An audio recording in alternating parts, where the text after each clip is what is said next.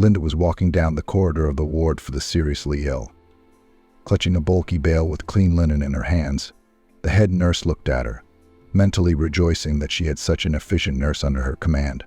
Of course, outwardly Mrs. Rose did not show her satisfaction and tried to keep her subordinates under strict control. "Willis, why are you walking like a snail? It's no time to be idle. We'll have to carry the laundry anyway. And Scholl's ultrasound needs to be taken. And you're still in the clouds," she said. Linda turned round and met the head nurse's eyes and nodded slightly. She didn't feel like arguing. What was the use of arguing when Mrs. Rose had disliked her at first sight? It was because the head of the ward, Mr. Sven, had seen in the new girl the potential of a future nurse. But she had to study for that. And Rose couldn't let that happen. She dismissed potential rivals straight away. Not personally, of course, but with the help of connections, which stretched invisible threads in the office of the head doctor himself. Of course, Rose realized that by firing Linda, she risked losing an executive and disciplined employee. On the other hand, the end justified the means, because Linda was too strange. She carried a notebook with her everywhere, in which she made sketches with a simple pencil every free minute. Rose was, frankly speaking, annoyed by this behavior of her subordinate. "Willis, what are you doing here? You're not a free artist after all. And the ward is the least likely place for your art," Rose said. Linda blushed to the roots of her hair. "I'm sorry, but I'm not selling anything. I just paint for my soul. And if the patients like it, I give them these drawings as souvenirs. I don't take any money." Rose grinned wryly. "And who needs your doodles? People are here for treatment, not art. If they want to join the sublime, they'll go to an art gallery. That's enough. You'd better get busy."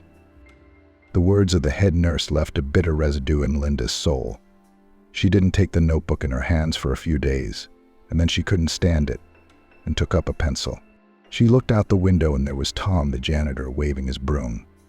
Back and forth like a wizard, who with the help of a successful spell subordinates to his wall the leaves on the territory of the hospital yard. And over there the pigeons are strutting and drinking water from the puddle. When the sun is shining, they don't mind a swim. That's what they do. There's nothing to fear from the cats. Tom is reliable. He dispersed all of them, including the ubiquitous squirrels, which from time to time peeked at the patients through the ward windows. Once, when one of the nurses forgot to close the window, one of the squirrels even climbed in, which caused a real commotion in the ward. With a mop, Mrs. Rose tried to chase away the red-haired animal, which was climbing the walls as if they were tree trunks. "You get that thing out of here before it bites anyone." "Is it rabid?" shouted the head nurse. The subordinates only shrugged their shoulders. "How can we catch her? There she is, galloping like red lightning, even in the eyes rippling. And it is not rabid at all. On the contrary, quite friendly." Linda suggested a way out of the situation. Putting a piece of sweet bun on her palm, she asked Mrs. Rose to come out and beckoned the animal to her. The squirrel looked at her in disbelief. What if she was deceitful? Was she up to something evil? But then the squirrel believed her and landed right on her open palm. Took a bite of the bun, tasted it, and was done. "You're a master, Willis. I didn't see that coming. You're like a squirrel charmer," Rose remarked. Linda smiled. "No, it's just that I love animals very much, and they feel it and reciprocate." The head nurse gave the nurse a wary look. "That Willis is crazy. She's out of her mind. She runs around with her notebook and talks to animals without fear. She should be thinking about her life. She doesn't even want a proper fiancé. She'll just sit around as an old maid with her drawings," thought the head nurse. Linda thought otherwise. She opened the door of the room, brought in clean linen, and started to make the bed. Linda tried to behave in such a way that the patients were comfortable and cozy. She always had a kind word to say and always asked about their health. How could she do otherwise? Patients should be treated with all their heart. People are being treated. After all, they are not a holiday resort. Having made the beds, Linda quietly left the room and went to fulfill another task of the head nurse. Linda had been working in the ward for 6 months already, and during this time she had learned all the intricacies of her difficult profession. Of course, she had enough troubles, but she did not complain. There was enough money for living and rent. And what else do you need? She never spent a lot of money, She tried to save money, as her late mother had taught her. Remembering her, Linda smiled, but she was not going to enjoy the pleasant memories this morning. The smartphone in her pocket suddenly vibrated, making her wince in surprise. The loud trill of an incoming call broke the silence of the corridor, which was unnaturally empty in anticipation of the coming rounds.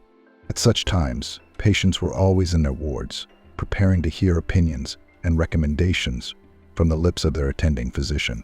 Puzzled as to the identity of the caller, Linda glanced at the screen and saw an unfamiliar number. In addition, the call was a video call, which was alarming. I wondered, and who could it be? Is it even worth picking up and starting a conversation? What if there was a mistake, ran through Linda's mind. However, she did take the call. Her upbringing did not allow her to ignore the call.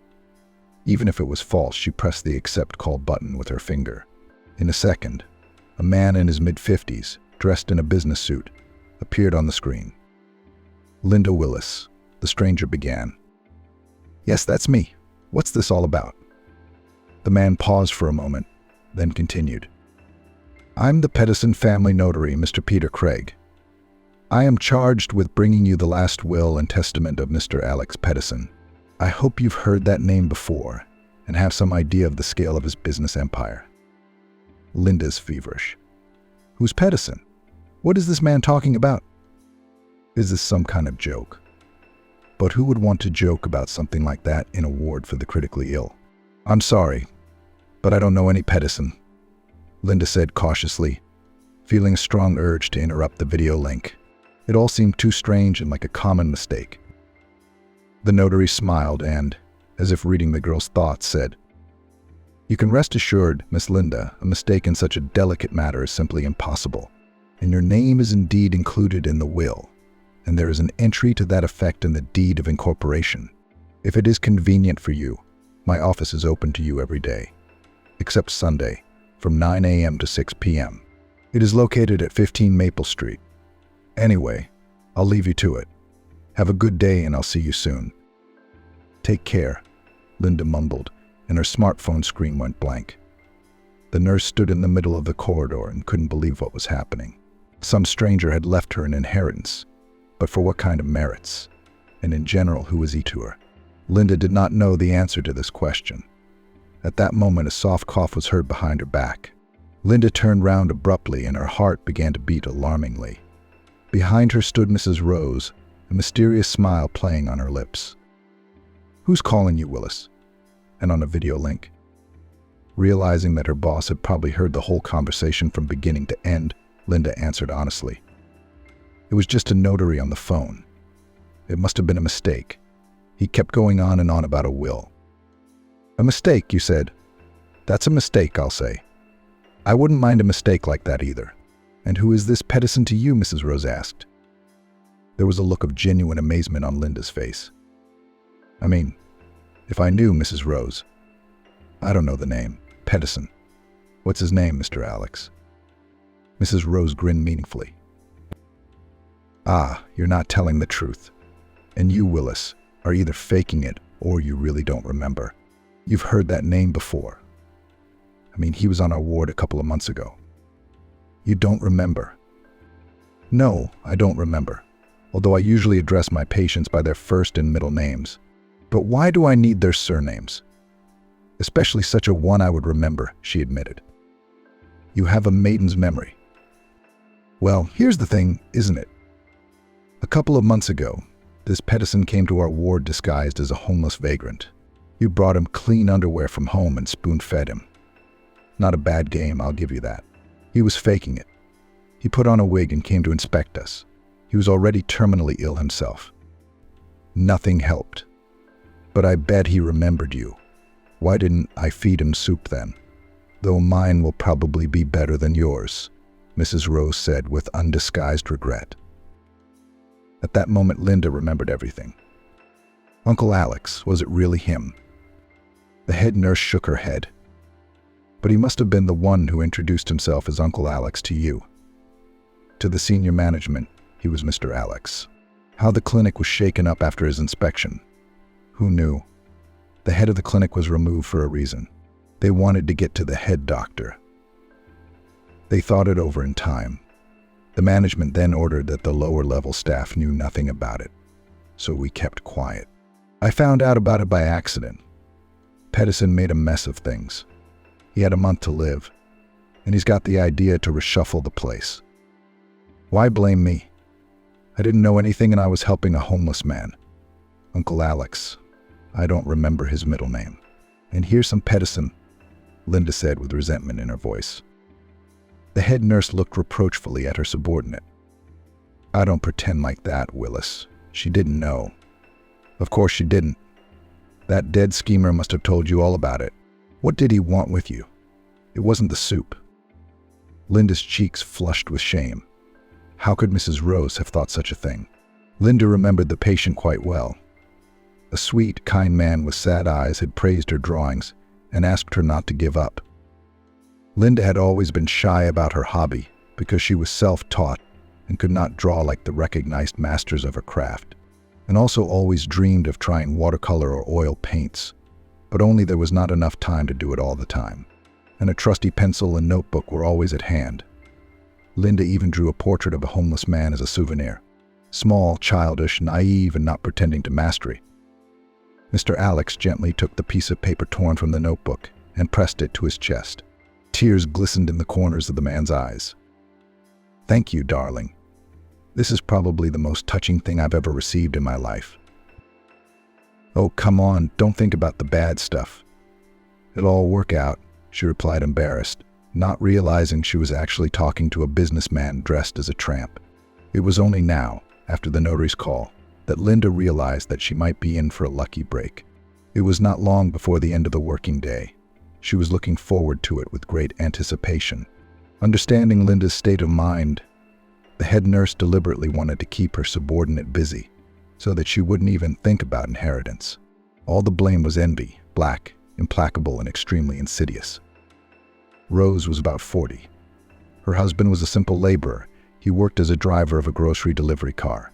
Hardly a dream job in Rose's mind. She herself had once studied to be a surgeon at medical school.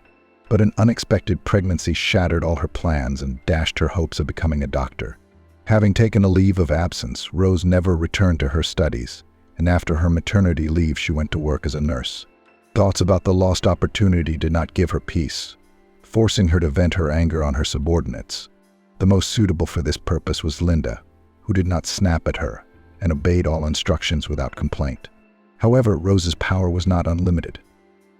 It had been a busy day, and at first Linda hesitated whether or not to go to the notary. But then, after weighing the pros and cons, she decided to go. Well, what have I got to lose? Nobody's waiting at home anyway. And the notary clearly said he'd like to see me as soon as possible. Okay, I'll go in. I'll see what happens, Linda thought, and went to the address. She had never been to a notary. She had never had to inherit an inheritance, nor had she had to buy or sell any property. Her family had always lived modestly. Her mom worked as a packer in a factory, and she never knew her dad. Linda's love of medicine was instilled in her by her grandmother, Mrs. Nancy, who worked as a nurse in a children's clinic. When she retired, she moved to the receptionist's office, where she worked until age took its toll.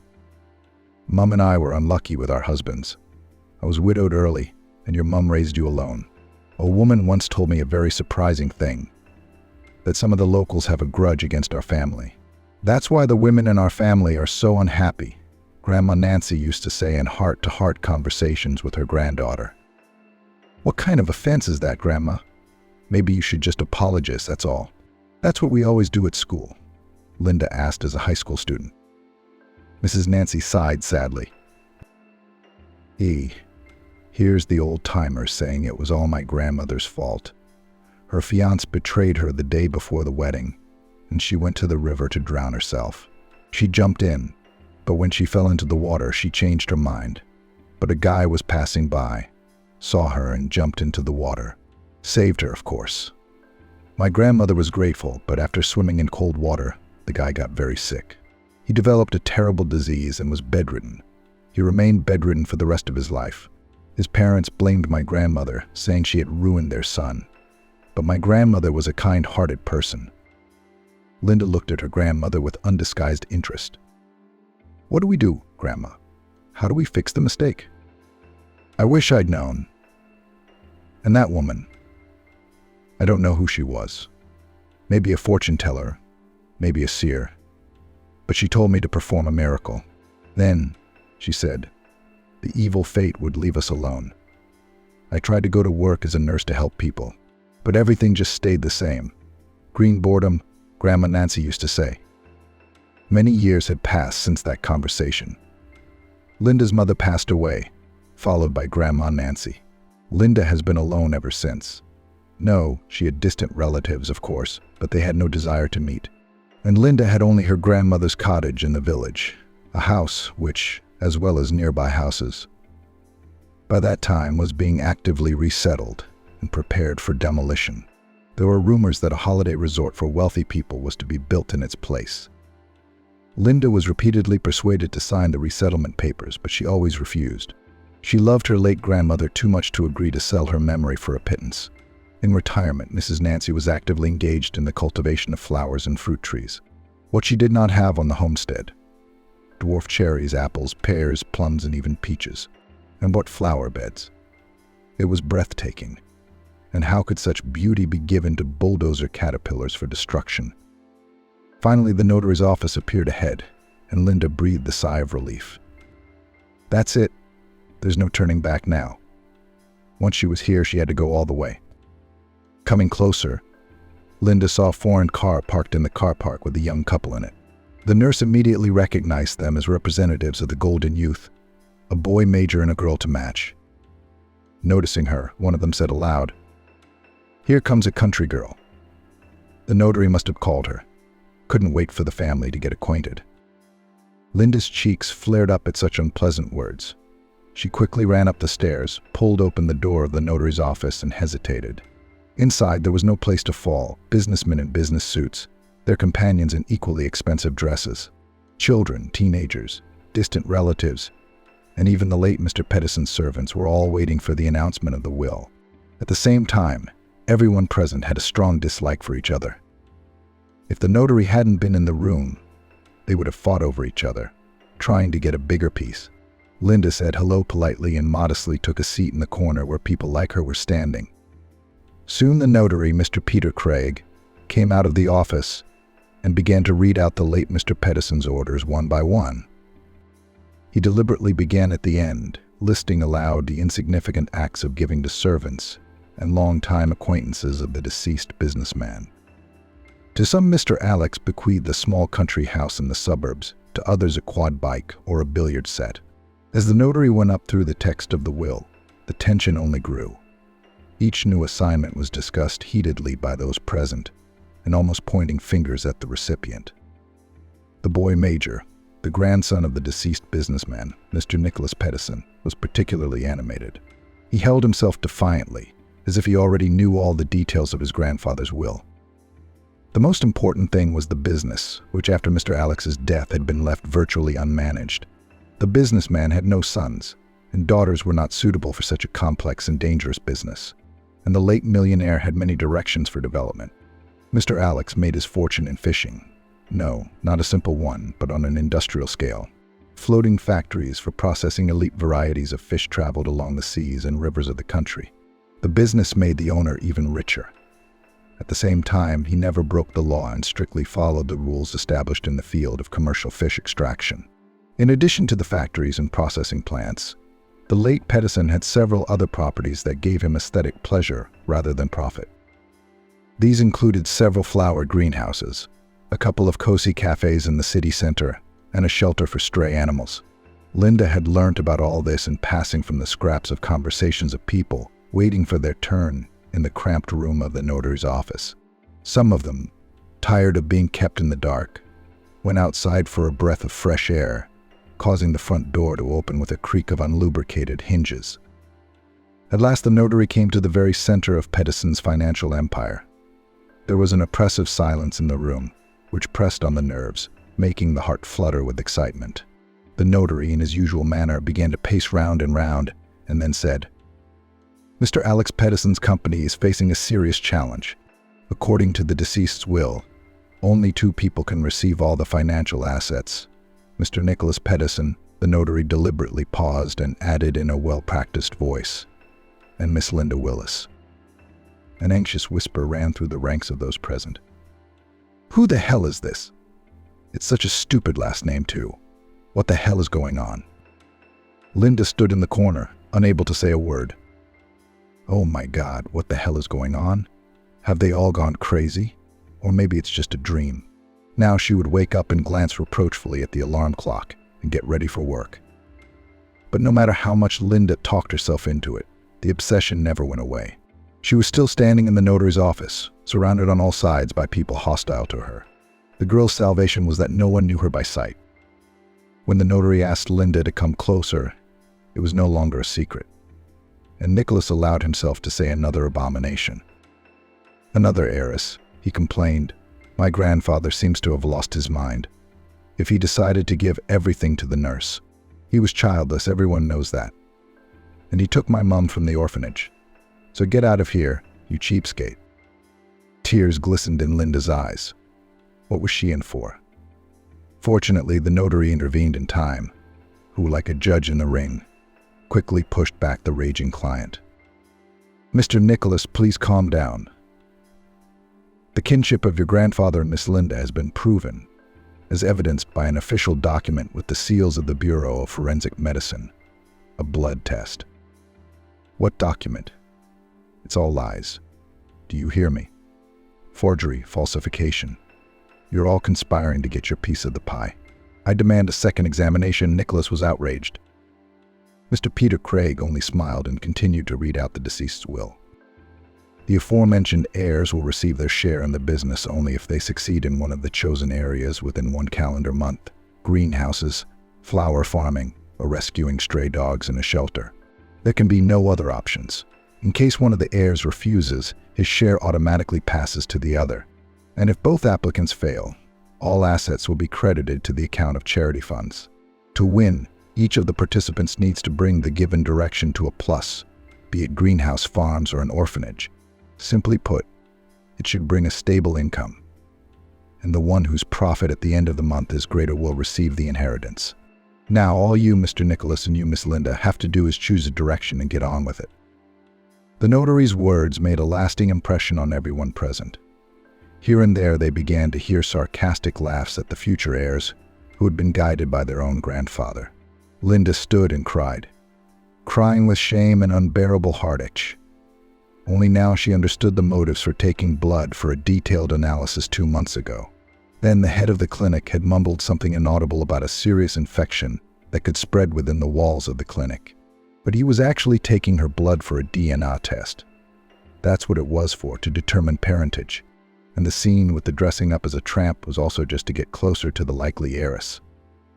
The abundance of information made Linda dizzy and she fainted. She woke up in a cool and rather cozy notary's office, where the air conditioner was working and the smell of blooming jasmine was pleasant. Consciousness slowly returned to Linda, lying on the leather sofa. When she opened her eyes, she saw the worried face of Mr. Peter Craig in front of her. "How are you? Are you feeling any better?" "I'm sorry about the mess, but I really didn't mean for it to happen," he said. Linda shook her head sadly. "Yeah, I'm sorry. I fainted like a schoolgirl before an exam. I work as a nurse, and I've got a lot of nerve. But this is what happened. What did I get in my will? An animal shelter. Miss Linda, Mr. Nicholas has chosen the flower farm. So you see, there's no choice. What am I supposed to do with him? I have to go to work. How am I supposed to keep track of all this?" Linda asked, barely containing her excitement. "You should take a leave of absence from work. Nothing will happen in the ward in 1 month. And in the shelter, in the fresh air with the dogs," the notary helpfully suggested. Linda shook her head uncertainly. "No, what holiday? It's the end of summer, and I can't get it before winter. In summer, only those who are close to the bosses and those who are friends with the head of the department. But an ordinary nurse." Mr. Peter Craig smiled. "You needn't worry about that, Miss Linda. If your bosses don't approve your leave, I'll use my contacts, and they'll give you 6 months. After Mr. Alex's inspection under the guise of a vagrant, the head doctor is afraid of his name." Linda nodded. Tell me, was he really my grandfather? Or is this all just another play? Really, the lawyer answered honestly. Your grandmother, Mrs. Nancy, was in a relationship with the late Mr. Alex. They were going to get married, but they were drafted into the army. They served for 2 years, and a lot could happen in that time. Nancy found out she was pregnant a month after her enlistment, wrote to her fiancé, but he didn't believe her. Linda raised an eyebrow in surprise. How do you know all this so well? The notary coughed embarrassedly. Forgive me, Linda, it was not my words, but those of the late Mr. Alex. He was in the missile forces. He got to the rank of petty officer. He was going to stay on as an enlisted man and build a career in the army, but an accident prevented him. Once at one of the carefully guarded facilities, there was a leak of rocket fuel. A fire broke out. The fire spread to the administrative building, and civilians could have been affected. Anyway, Alex was among the first on the fire. He was young, had a lot of strength, saved everyone, didn't spare himself. Anyway, he lost his health. He spent a month in hospital, and there the doctor gave him his verdict, childlessness. He returned to the civilian labor force, tried his hand at something, and then went into business. Linda squeezed the edge of the table until her fingers ached. So why didn't Grandpa find us before? Why didn't he apologize to Grandma? Didn't he care about his daughter's fate? Why did he find me, but not Mum? Oh, I wish I'd known, Miss Linda. I think Mr. Alex was a proud man. He wouldn't back down, much less apologize. And when his illness brought him to the wall, then he realized that he had to look for his roots to correct, so to speak, the mistakes of his youth, suggested the lawyer. Yes, he did. Of course, there's nothing to say. You know, against the background of all these rich people, I felt like a beggar. First, all these scenes of deceit at the clinic, now the meeting, Linda said and waved her hand doomfully. Fortunately, by this time all the heirs had left and the notary's office was empty, which meant she could go home and deal with the unexpected inheritance. Linda could hardly stand on her feet from fatigue. She still had to deal with the animal shelter. No, not today. The morning would be wiser in the evening, she thought, and gave up on the idea of going to the shelter now. But no sooner had she taken out the key to open the front door of the house than her smartphone rang again. To Linda's surprise, the caller was the head nurse, Mrs. Rose. Willis, of course you are. You have such powerful patrons. 5 minutes ago I got a call from the head of department saying you were on holiday. Who's going to do the work? What a sly one.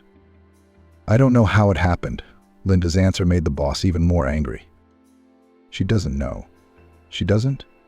Who does? You shouldn't be making eyes at anyone. You shouldn't be painting portraits of yourself, but doing your job. Linda bit her lip and then switched off the phone. And burn it all to the ground. All she wanted to do now was to rest and not think about anything. And if Linda eventually did as she had planned, the second heir of the deceased businessman was clearly not resting. Looking at his mother, Nicholas Pedersen was ready to burn her with a look. But what were you looking at? How could you let this happen? Some hospital nurse has become an heiress. Why not a tramp from the street? Why not from prison? Mrs. Vanessa frowned. You're pushing me, son, for nothing. Is it my fault that this girl is his own granddaughter?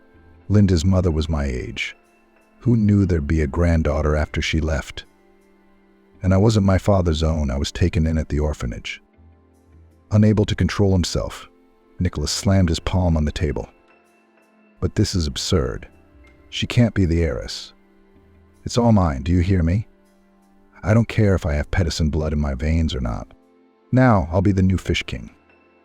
Mrs. Vanessa grinned. Oh, look, son. Your grandfather used to spend months at sea to get rich. He even had to survive a storm a few times. And once he was buried in absentia when a fishing schooner sank, and he came back alive a week later. So, son, don't shout at me, but think how to put things in order. I am thinking, but I can't think of anything good. Granddad's an old geezer. But where am I? And where are the flowers? Or better still, an animal shelter. Nicholas was indignant. But you only want a modeling agency, don't you? Or nightclubs? Or maybe expensive cars? How many have you wrecked lately? 2, 4. 3. But that's beside the point. The woman had hit a nerve and Mrs. Vanessa was unstoppable. And it does, darling. Your grandfather was old, but he kept records of everything. How much a family spends on holidays, how much on international flights, cars.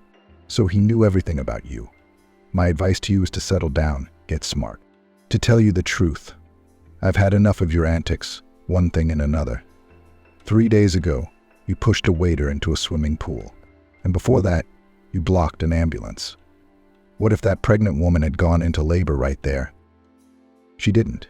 It was fine, Nicholas said lazily. Mrs. Vanessa looked at her son reproachfully, still laughing. But when that nurse goes round the bend, you'll sing differently. The money flow will immediately dry up, and all hope is in you. People are watching and expecting a new Pedersen, but all they see instead is a spoilt rich man with a lot of problems. Would this Linda at all decide? Close the question. Nicholas smiled. And I'm deciding. I have an idea that will put her in her place quickly. I do not overdo it. Solve more peacefully, said Mum. To tell the truth, Mrs. Vanessa didn't have much faith in her son. That's because Nicholas's father had been a failure. At first he tried everything important, and as a serious task from his father-in-law received. 5 times failed, all the comfort in the arms of his mistress, went to seek solace in the arms of her mistress. And the late Mr. Alex Pedersen was not a fool, quickly installed in the office hidden sect fee cameras and figured out what was going on. Yeah, the man was a good businessman. They don't make them like that nowadays. They're a one-of-a-kind commodity. What can I say? That night Linda practically did not sleep. The young nurse was tormented by nightmares she had never seen before.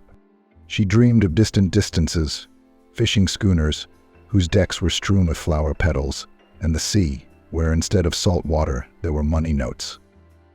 Waking up in a cold sweat, the girl looked at the dial of the alarm clock and shook her head.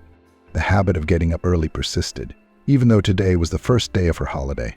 After a hasty breakfast, Linda began to get ready to go to the homeless animal shelter.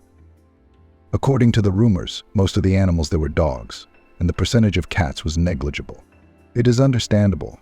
A cat is an independent and less conspicuous animal than a dog, and a dog can fight back in case of anything. So they are the overwhelming majority in the shelter. Linda found this small building uncomfortable. Gray, monochrome walls, bars on the windows. Everything looked like a miniature prison. The only thing missing was barbed wire, Linda thought, and pressed the bell. It didn't take long. Soon there were footsteps and the sound of the lock turning. Linda drew in her breath to greet the caretaker of the orphanage. She saw a boy of about 10 years old standing in front of her, followed by an older man leaning on a wooden cane as he walked. "Hello," she said in embarrassment. "Good afternoon, young lady." "Good day to you too." "Come in, welcome," said the man with a strange irony in his voice. "Thank you," Linda started. "We know who you are. You're the new owner of the orphanage," the boy finished for her. "Yeah, you're right. That's exactly what it is." Linda answered and closed the door behind her and stood hesitantly on the threshold. There was a characteristic thick odor in the room, typical for places where animals congregate. "Come in, sweetheart, don't be afraid. I'm Mr. Gregory, and this is Matthew, our Matthew. And I'm Linda," she smiled. Soon the whole trio were sitting in a small room drinking tea and lambs. Most of the talking was done by Mr. Gregory, who proved to be a good storyteller. "The shelter here is designed for 150 dogs, but we can accommodate more if we want to. The main thing is to keep the funding coming in. The building is empty anyway. It is possible to equip a veterinary center and a pharmacy at the shelter. If only there was money for food and medicine. We haven't been able to find a vet yet, so I'm taking over." "Wow, you have such an education," Linda marveled. Mr. Gregory coughed embarrassedly and ran his hand over his full beard. "What an education, my dear. 7 grades only. I'm a former huntsman. I've been in the woods with my father and grandfather, and I can read tracks as well as any book." "How did you end up here?" Linda couldn't help herself. "Yeah, it's a long story. I wanted to connect my life with the forest, but it didn't work out. One day in spring, a bear and her cubs ended up by the river. The sick one was standing on the bank, tears in her eyes. Well, my heart trembled. I fed her well, once, twice. It didn't occur to me that she'd get used to me, trust me.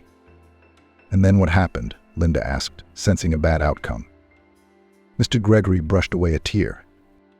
What then? It's embarrassing. The poachers were after the bear, and they took her down in 3 barrels, the scoundrels. The cubs, 2 twin brothers, were orphaned. You see, honey, I'm the one who set her up. I got her used to fish, to the smell of man, to my voice. Well, you see how it turned out. I saved the cubs, of course, and fed them, he continued. Were they killed? Matthew asked. A bitter tear slowly trickled down Mr. Gregory's cheek. How could I have let such a thing happen? I took the guns away from them, and my right ear was gone. But they had connections, so they went to the right place, pulled the right levers, and they arrested me publicly in front of the whole village. The investigation was quick. In fact, I didn't deny anything. Anyway, they gave me 4 years. While I was in prison, my wife was still waiting. And when I was crushed to death in the woodpile, she filed for divorce. The village has been in trouble ever since. But after I finished my sentence, I went to the city. As soon as I see pictures of the forest, I cry. No one would hire me now. Linda shook her head doubtfully. Why wouldn't they hire you? You bet they will. You're such a positive, fair man. Mr. Gregory waved his hand. Oh, come on. It's no big deal. Who needs an ex-con? And a limp? It took me a long time to find a job, of course, everywhere. Nothing but rejection, nothing good. Then I got a job at the cemetery. It's a quiet place. And I was never afraid of the dead. You should be afraid of the living, not the dead. Linda nodded in agreement, admiring the courageous man's stamina. You've had a rough life, Mr. Gregory. He just smiled. Come on, it's no big deal. I worked in a cemetery for a short time. I fed the stray dogs. It was a pity for the poor creatures. But they kicked me out of the cemetery for that. And then Mr. Alex got me a job at the shelter. I've been doing it ever since. Me too, with Granddad, Matthew shouted under the window, which made the audience laugh. Only a little later, when the boy ran off to check on the newborn puppies, Mr. Gregory said quietly, The homeless man is our Matthew. The late Mr. Alex was helping. He gave orphans jobs at the orphanage, as long as they didn't wander the streets and didn't take anything bad from older boys. And in return, he fed them, clothed them, bought them toys. Linda's heart ached. How much her late grandfather had managed to do, and she was still hesitating whether or not to take over the orphanage. Walking from enclosure to enclosure, Linda could see the longing in the eyes of the pets, who dreamed that one day they would have loving, reliable owners. And they would not let them down. They would respond with mutual love and devotion. To Linda's surprise, Mr. Gregory knew almost everything about his charges. Nicknames, illnesses, circumstances that brought them to the shelter, and many other things that an outsider could not know. We'll clean up, Mr. Gregory. We'll renovate. We'll get a good vet, Linda said firmly, realizing that there was a lot of work to be done. At the same time, her rival Nicholas was not thinking about the orphanage at all. Not only that, but he didn't care about the development of this business line. In general, Nicholas's plan was quite simple: to hire a couple of vagrants from the street. He intended to use them to open cages with stray animals, thus releasing them into the wild. In his rainbow dreams, the Major already saw that the stray dogs would certainly create panic in the city, and maybe even bite someone, which would be to his advantage. Then the new heiress would definitely fail and would not be able to participate in the battle for the inheritance. He was waiting for the right time to attack. Nicholas lived his usual wild life, until the morning partying in nightclubs, and during the day slept at home, not noticing the judgmental glances of his mother. Linda began to work with all responsibility. With some of the money allocated for the pets, she bought paint and transformed the appearance of the shelter. Now everyone who passed by the shelter could only smile at the sight of the rainbow and the rising sun on its walls. She kept her main goal in mind, finding a vet who would agree to work on her terms. That's where the first setbacks awaited. Mostly it was due to the fact that none of the eminent doctors in town wanted to cooperate with them. The explanation was quite simple. A veterinarian is a highly specialized profession, and there were very few specialists of this level in the city. And veterinarians with a good reputation and name already had their own clinics or offices, which brought them a stable income. They didn't see any point in Linda's idea, and she wanted nothing more than to open a specialized center to help all animals, both stray and street animals. Mr. Gregory was always complaining. "No, we're not going to find anyone, love. You can't find a specialist like that anywhere in the world. No, I'll help out, but I can't stay on my feet for very long. What if I have to have an operation? What then? I'd collapse to the floor on crutches." Linda nodded sympathetically, understanding the situation of the unfortunate man who had to endure such trials in his old age. And when it seemed that it was impossible to find a specialist, luck smiled with all 32 teeth. And it all began with that one day Matthew ran up to her and excitedly called out for the territory. "Linda, there's a man here. He's very strange."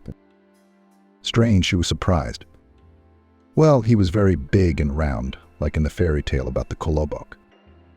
Linda shook her head and went to the gatehouse. At the entrance stood a very fat young man with a neat leather suitcase in his hands. When asked about the purpose of his visit, the guest answered quite simply, "I am a veterinarian and would like to work with you."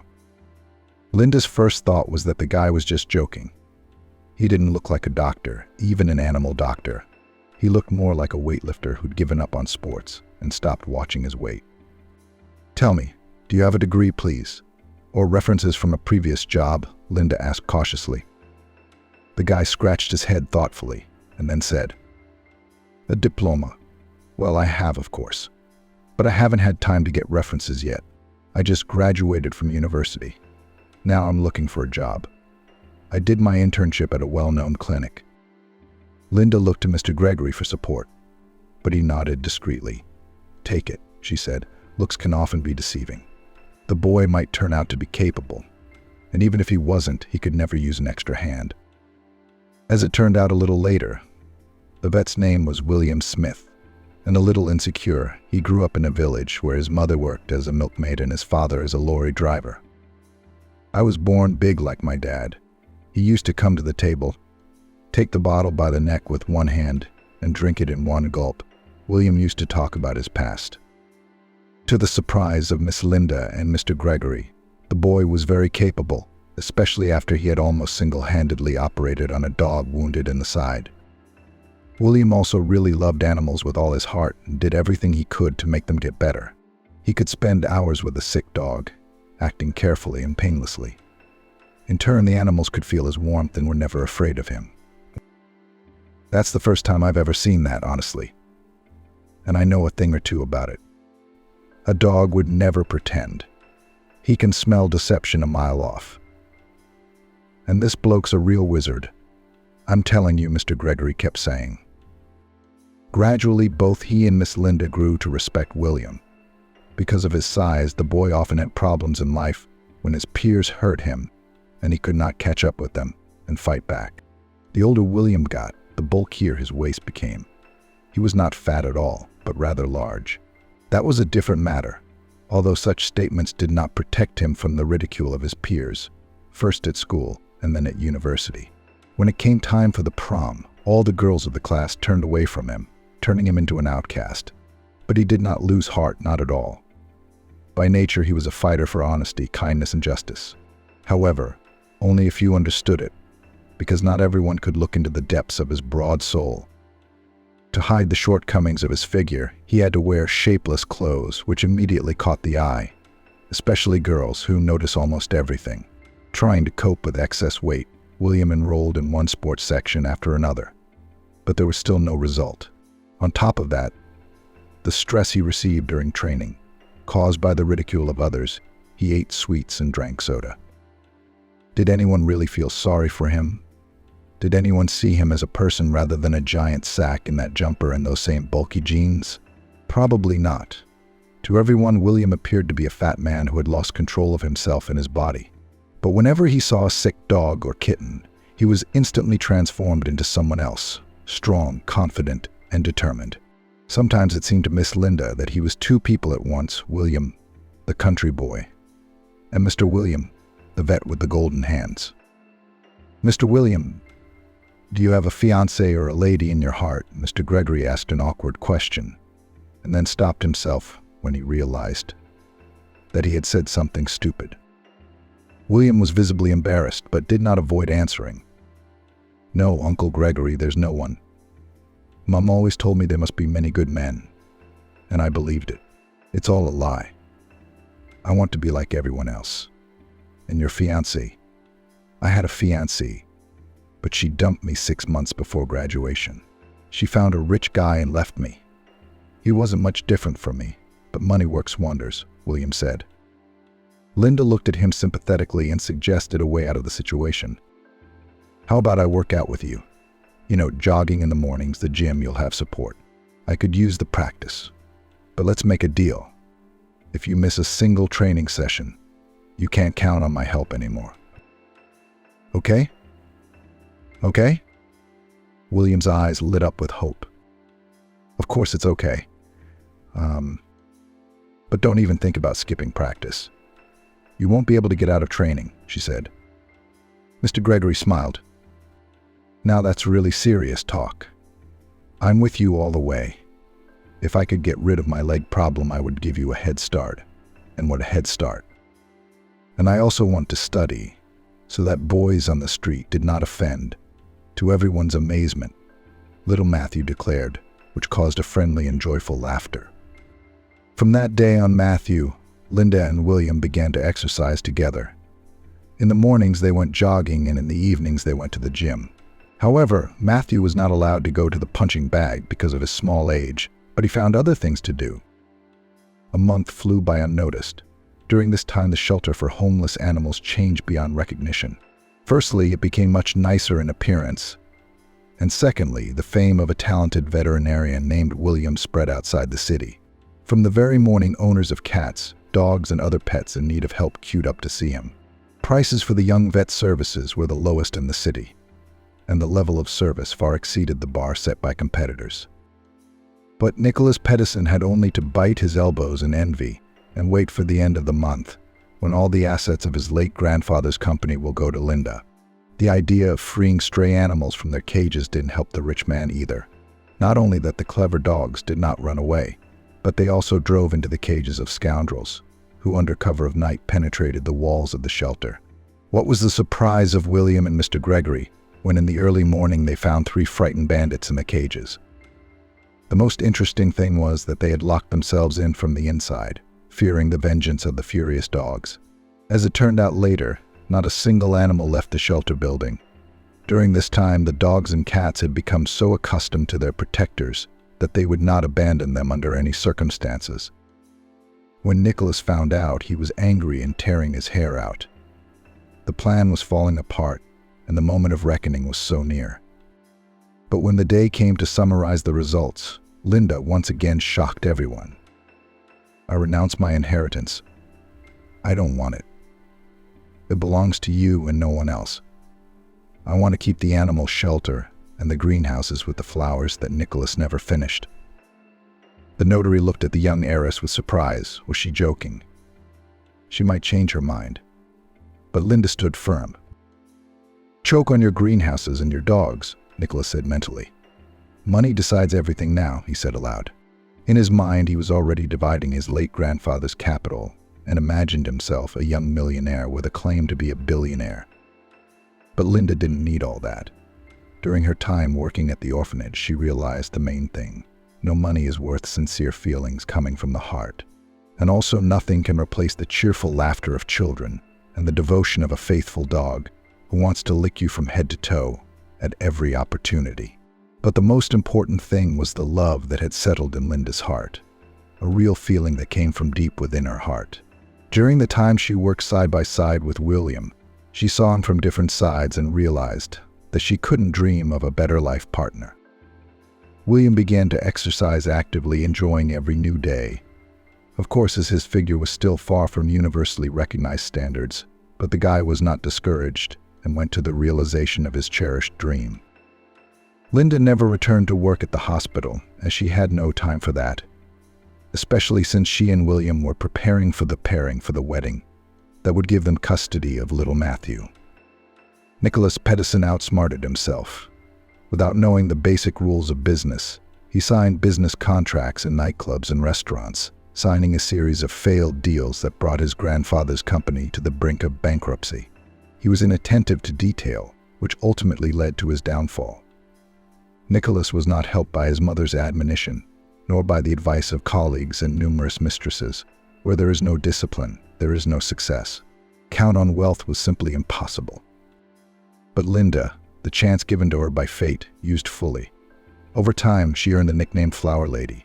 Thanks to the greenhouses of her late grandfather, she brought flower farming to a whole new level, allowing her family to achieve wealth and financial independence. Mr. Gregory was the one who was happiest about it. Linda and William were about to have a new addition to their family, which meant that their house would be filled with children's laughter. When the man entered the room, the young nanny of his children bent down to pick up the toys. D4.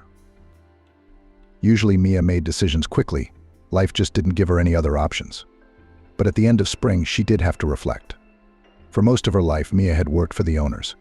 It used to be called a housekeeper. Today it's called a maid.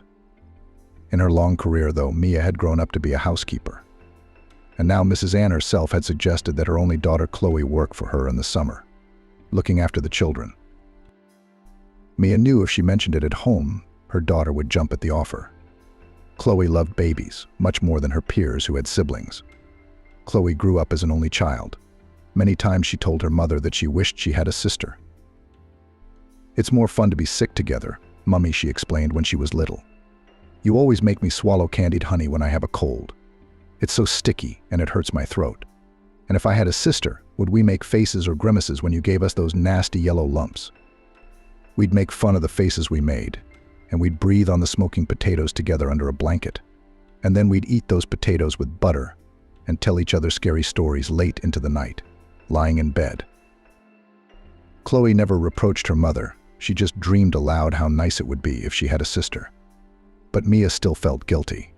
She went to work early and came back late, and so tired that she no longer had the energy for a normal evening life like other people. Chloe felt sorry for her mother and learned early to do housework.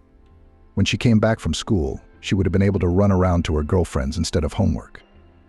But having finished with her lessons, she would take care of the household, prepare dinner for her mother's arrival, start the laundry. Dust didn't linger on the shelves, and it was so pleasant to walk barefoot on clean and damp floors. If there was one thing that made her acquaintances jealous when it came to Mia, it was her daughter. A beautiful girl, she studies well and does everything in the house for the mistress, while her peers paint their nails. Chloe bakes pies, but Mia realized that her daughter's vocation is not a vocation at all, but a conscience. Chloe loves her mother. There's only two of them left in the world. That's why when Chloe wants the same things as other girls, the same nails, the same music in the headphones, the same parties at friends, she remembers that her mother gives her best at work, so at least at home she should be freed from doing things. And Chloe knows how hard every dollar is given to her mother, and she doesn't ask for anything. On the contrary, happy to work, if there is an opportunity to bring the family an extra penny. And Mia denies her daughter that income. A sharp knife, because they are only two left in the world, and do not want that by 30 years. Chloe faded, so that not to look at the stars, and on the toilet bowl, which must be cleaned to a mirror shine. So Mia was thinking about whether to offer her daughter a job for 3 summer months, or to tell Mrs. Ann at once not to count on Chloe. Mia herself once had no choice. She also grew up with her mother in the same wooden house on the outskirts of the city of Los Angeles, not even on the outskirts, in the green zone, where at that time there was only a forest, 2 factory prophylactics, and a hospital for tuberculosis patients. There the patients were isolated from society and were fed a fermented drink made from cow's milk and poured into bottles exactly like those given to children in milk kitchens. There were also about 15 cottages, more rustic than urban. They were inhabited by those who worked in the prophylactic centers and in the hospital. They had a hard time because all they enjoyed was fresh forest air and work nearby. And they had to get to shops and everything else by bus, which ran once an hour. Less often it was possible, but not more often. But when those times were over, These places became a tidbit for the new rich. Wooden houses were bought up, the forest around them was cut down, and mansions began to grow here, one higher and more beautiful than the other. First her mother, and then Mia herself were offered to buy their house. And the buyers were very different. Some of them persistently persuaded the owners. Others kept such a tone that one had to fear refuse them, and at night your house will set fire to your house. After all, the buyers were not interested in a simple house with 3 windows, but in land, the land of the national park, a plot surrounded by a pine forest, a stone's throw from the river. And then my mother fell ill, got seriously ill, and never got up again. And she said to her daughter, "I want to die in my house down to the last plank, down to the last blade of grass. Men don't have that sentimentality, they only twist their fingers. Come on, Grandma, let's move to a city flat. There's a clinic a stone's throw away and a pharmacy on the ground floor. You've had enough." Mom loved everything here, the wooden porch and the boards. My grandfather built it, that porch. And peonies, daisies, apple trees all grandmother planted, and pink flowers, the names of which nobody knows, generously sprout every spring and stretch upwards. And at the end of July are already above the windowsill, and in the window to the sick peeking say, "How are you here?"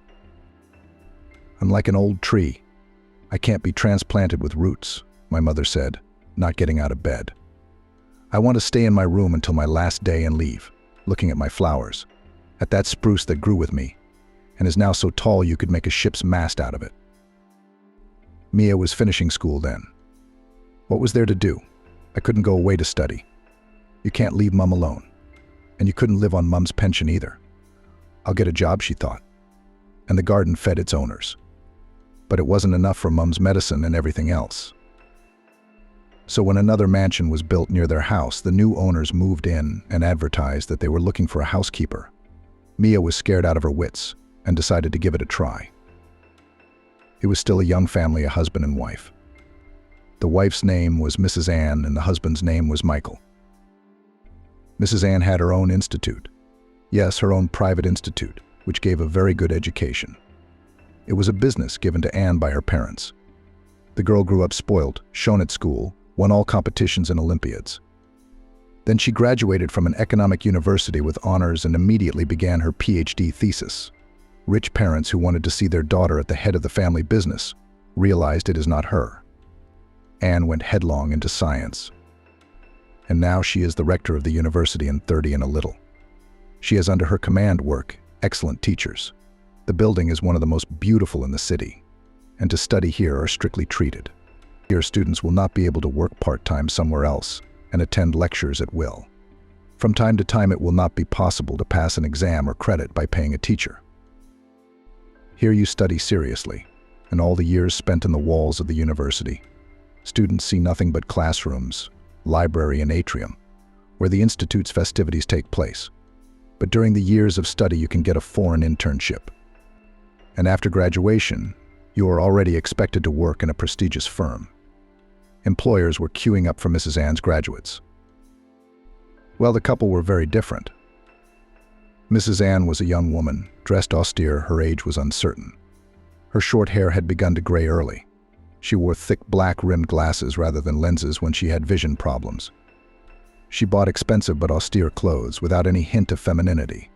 Jackets, trousers, blouses in the style of men's shirts. It seemed all the more surprising that Mrs. Ann had chosen such a husband. Michael, though the same age as her, was of a different mold. Very good-looking, like some kind of artiste, but a chatterbox. A chatterbox. When Mia came to the interview, their first meeting with the landlady was called an interview. The girl didn't realize that the handsome man who hung around the house, not knowing what to do with himself, was the landlady's husband. Mrs. Ann was perhaps even more scrupulous about keeping house than she was about her students. Mia knew only that her mistress had been used to servants since childhood, but it was difficult to find a common language with them. Later, Mia learned that she had become the 10th in the last year. Of those who had picked up a Hoover in this house, no one before her had ever stayed here for long. The house was a large, 2-story building that could fit a village cultural center. But of the few staff, only a housekeeper and a gardener were hired. The interview was paid for. It meant that any girl would spend at least half a day traveling to the countryside. Mia's eyes widened in surprise when she was told about the money. Pay me for what? It's not like I did anything. She was different from the ones the agency sent at all. There were modern girls, and Mrs. Ann was a little tormented. She'd become quite a good physiognomist by talking to the students. Mrs. Ann had no doubt that the next applicant, who first of all asks about salary, schedule, and weekends, will not remember all her requirements, which meant they would soon have to part ways. So what's next? One has to spend time selecting another housekeeper. Mia had the looks of an 18-year-old girl and the eyes of a grown-up, tired woman. Try to maintain a carefree look when your mother is hopelessly ill, and all the cares of the family have fallen on your shoulders. Besides, not even hoping to be taken in, Mia still sat in front of the potential mistress with a notepad and wrote down wishes. The holy place was Mrs. Ann's office. God forbid she should be careless with office equipment cords, dust off her laptop with a common rag, or move papers so that the landlady couldn't find them right away. No using the host's belongings under any guise. No apologies, I'm sorry I accidentally put on your slippers or wiped myself with your towel. Her work will be from 6 in the morning to 3 in the afternoon, and during this time you need to have time to do all the household chores, and iron the laundry, and prepare lunch, so that when the mistress returns everything will be in order. Do you understand? Mrs. Ann asked, looking at Mia over her glasses. No one had ever called the girl you before. She was embarrassed, blushed, and said she would try harder. Mia decided that she would do her best to keep this place because it was her salvation. The mansion is right next to her house, always able to run to her mum if there was an emergency. At 3 o'clock, she, Mia, would be free by now and would rush to feed her mum lunch. And the salary, if the landlady's not lying, will allow her and her mum to forget about the lack of money. Are you all right with that? Of course. Well, come with me then. I'll tell you more about your duties. And Mrs. Ann walked briskly through the house, Mia following her with the same notebook in her hand. Mia knew from the tone of her voice that she had to remember everything the first time, that no one would repeat it, and that it was better not to make mistakes later. Mrs. Ann was conservative. She was used to a certain kind of soap and toothpaste, to the smell of expensive washing powder, to soft peach towels. How to make the bed, in what order to arrange boxes, jars, and vases in the kitchen cupboard so that everything could be found with closed eyes. Yes, there was a lot to memorize, but Mia was so attentive to every word of her mistress that she was practically never wrong from the first days of work. And just as importantly, she knew her place. They say there was one girl among the maids who was so shallow that she dared to address the mistress as you. And it was certainly her last day in this house. Mia not only did not allow herself to be pandered to, she did not dare to speak too much, only asking questions if there was sometimes a question about cleaning or if she did not know where to put something or what to cook. The rest of the time Mia labored around the house like a bee, dusting everywhere. Until she got used to it, it wasn't easy for her. But it was Michael, the landlady's husband, who made life difficult for her. No, not even the semblance of an affair between them. For Mia, it was taboo. She knew her place. Michael also did not notice the girl too gray and unremarkable she was in his view. Why would he need such a girl when his wife has a lot of beauties in the institute? But soon Mia was calling Michael nothing but a pig. Mrs. Ann had been at work for a long time when Michael first got up, had a leisurely and tasteful breakfast, walked around the house in his dressing gown, and eventually left too. He was listed with Mrs. Ann as someone at the institute, leaving behind a room that needed a daily general cleaning. Unlike the neat and punctual Mrs. Ann, Michael would not bend down to pick up a fallen item. It wouldn't occur to him to make his bed. But most of all, Mia was worried about her host's expensive laptop. Michael could easily pour coffee over it and fill it with crumbs. And if after that expensive equipment stopped working suddenly, Mia would be blamed. Every day she waited with bated breath for the landlady to say that she had done something wrong and she would be sacked. Mrs. Ann kept a close eye on the girl, reprimanding her sparingly. And by New Year's Eve, she gave Mia not only her salary but also a bonus in an envelope. The girl did not have time to buy herself a warm down jacket and boots, which she dreamed of and needed so much. Suddenly her mother passed away. Grief, like a bottomless well.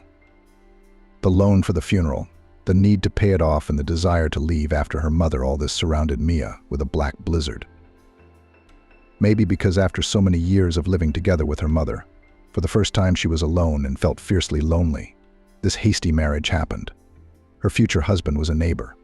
Or rather, there was a family of neighbors, elderly spouses, formerly belonging to the middle class. After retirement, they had bought a cottage in the Green Belt, and they had an only son, Ben, who was much older than Mia. Ben had long ago left for another city, a regional center, and was building a personal life there. And then suddenly his parents started looking for a bride.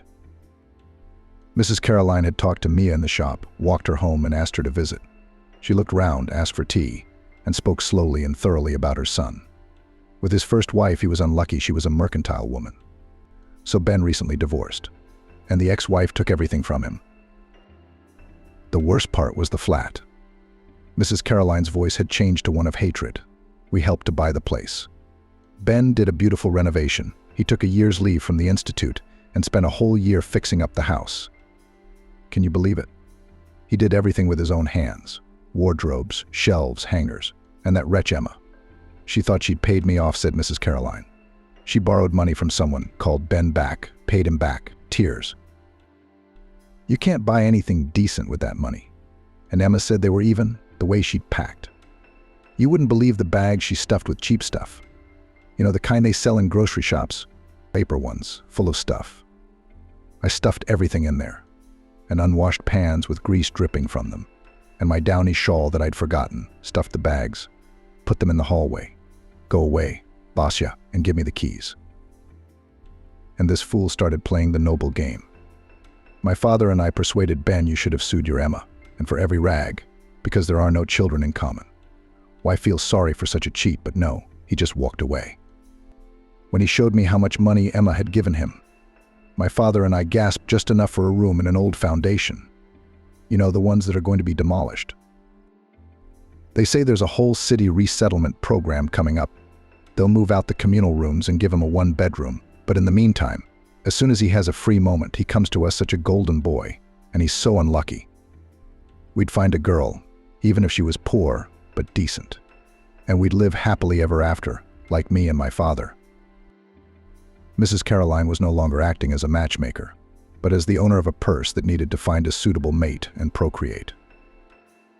How can Jack and I be without grandchildren in our old age? How old are you? 19. It's about time you had a baby. It's about time, girl. Mia, who'd been trying not to contradict her elders since she'd started working as a maid, had lost her right to speak and listened. Mrs. Caroline drew her conclusions and brought her son to meet her the next weekend, as soon as he arrived. Ben was a short man of 34 with a disproportionately large head and sparse, downy hair. He was beginning to show a bald spot. He was dressed differently from his peers. Mia couldn't help thinking that his mom had probably picked out his clothes for him and carefully stored them away year after year. You don't see those blue and white flowered shirts with small white letters in any shop anymore. Maybe they used to sell them. Ben immediately looked at Mia with admiration, not knowing her at all. Just by looking at her, he already seemed to be in love. His eyes were blue and his gaze as simple-minded as a child's. And immediately, after that first meeting, Ben began to court the girl. He came every weekend, and during the week he called and talked to Mia. He brought her some trinkets, perfume, and a black velvet bag, a beautiful cup and saucer. Perhaps Mia had never been able to buy anything like that for herself. They lived on a pittance, and Ben proposed marriage very quickly a month after they met. By then he'd already fixed Mia's porch and was digging beds. And Mrs. Caroline was constantly giving the girl home-cooked food or something sweet for tea. It created the illusion of a family for Mia. It seemed that she was gradually being incorporated into it, like a jigsaw puzzle, taking her place in the overall picture. Of course, Mrs. Caroline won't replace Mum. They can't even be next to each other, Mia thought. But I'll have a husband to take care of me, and my mother-in-law will be my soulmate. The loneliness would end. And Mia said yes. A month later, they were married. And a year began for Mia, which she later recalled as something strange and unreal. Ben willingly left his communal flat and moved in with her. It took Mia, inexperienced in these matters, 3 weeks to realize that Ben was an inveterate alcoholic. Before, his parents had poured him a glass of cold water when they sent him to visit a girl. And during his brief, no longer bachelor period, Ben kept to himself, didn't drink. But when he felt himself an independent head of the family, he went into all sorts of trouble.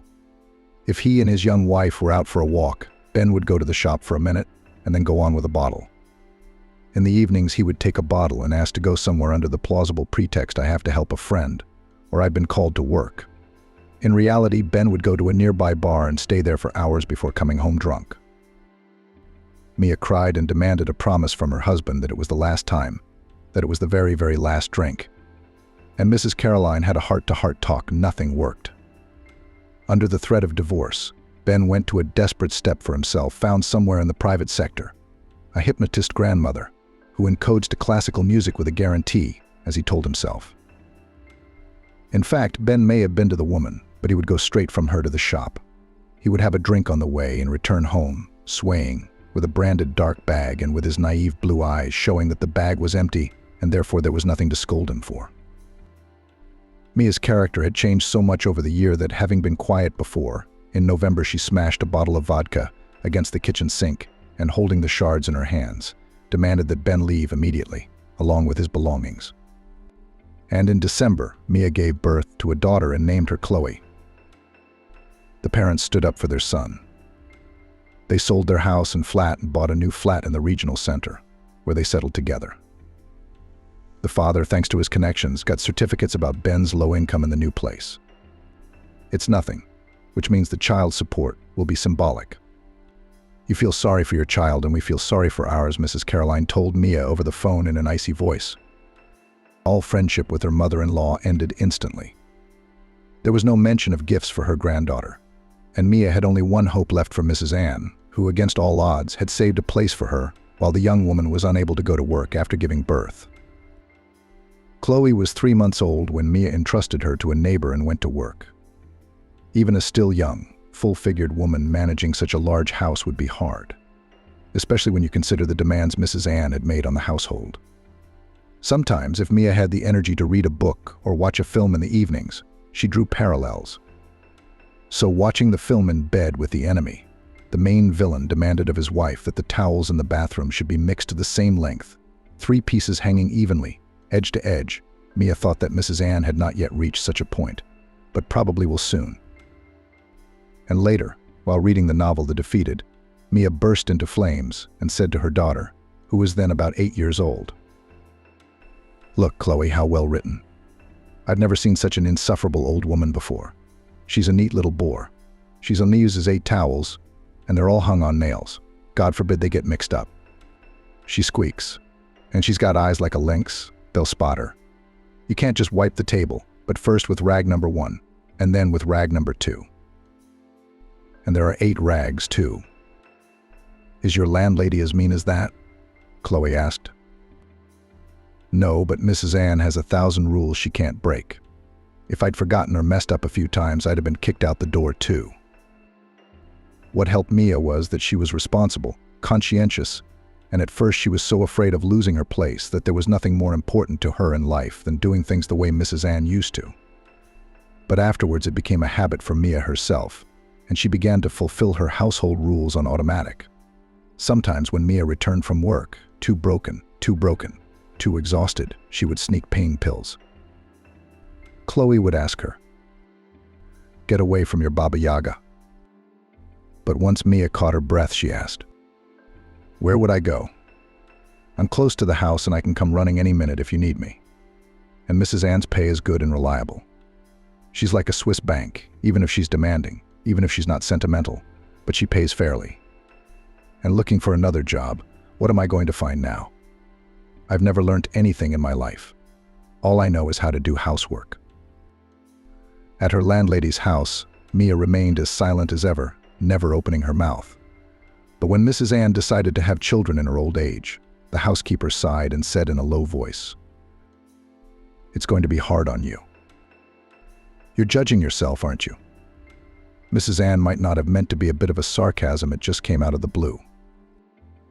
"No," said Mia, using a special brush to brush the dust off some super valuable Danish porcelain. "I understand the difference. Who was I when I gave birth to Chloe? Penniless, divorced. In my maternity ward, they wouldn't let loved ones into the room. They'd stand outside the windows. The girls called me at first, saying, "Look, there he is, waving balloons, if it's yours." I had to say that there was no one to visit me, even though I was married at that time, according to my passport. Then, a couple of months later, we got an official divorce. And for all these years, neither Ben, nor father-in-law, nor mother-in-law, who seemed to dream of a granddaughter and asked me to give birth. No one has never once asked about Chloe and did not come to visit, and gifts for the girl's birthday did not pass only a receipt for alimony. Once a month, the postman threw in the box generously alimony as much as $2,000, so that the daughter, as they say, do not deny themselves anything. I know, Mrs. Ann, that you wouldn't dream of living like this. May your little ones do well, but not like mine. I was always afraid I'd never get Chloe back on her feet. I wouldn't have the time. Something would happen to me and she'd be without her mom, and I wouldn't get to watch her grow up. I won't stand up for her if someone hurts her. I won't wipe away her tears if she cries. Mia was embarrassed and didn't continue. But she couldn't say that Mrs. Ann, for all her wealth, was not immune to disease or the accidents of fate. Medicine allowed her to give birth to twins at that age, and if everything was done artificially, twins are not uncommon. And then it was just a matter of asking God to let her raise her sons and enjoy them. And Mrs. Ann, though she was usually quick to use harsh, barbed words, this time she remained silent in thought. At that time, the nannies in the house were changing at the speed of light. Mrs. Ann would not have cared for Sam and Ben herself, not even in her mind. She wasn't going to leave school. As soon as the mistress got stronger after childbirth, no more dizziness and weakness in her legs, she hurried to her favorite university, to her office. Reading lectures and signing papers is much easier than babysitting twins, Mia thought. Mrs. Ann was incapable of such self-denial as enduring sleepless nights and putting up with the children's whims. Perhaps her mistress was afraid that she was missing time that she could never get back and would be alone in her old age. Because her useless husband Michael was no better than loneliness. That's why Mrs. Ann decided to have children, but she was not able to sacrifice her time and comfort for them. Nannies started coming to the house.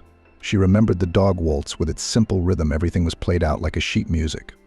Another applicant at the interview, the girl was delighted with the salary and conditions, and 2 or 3 days of work and a kick under the heel point, because none of them could not please.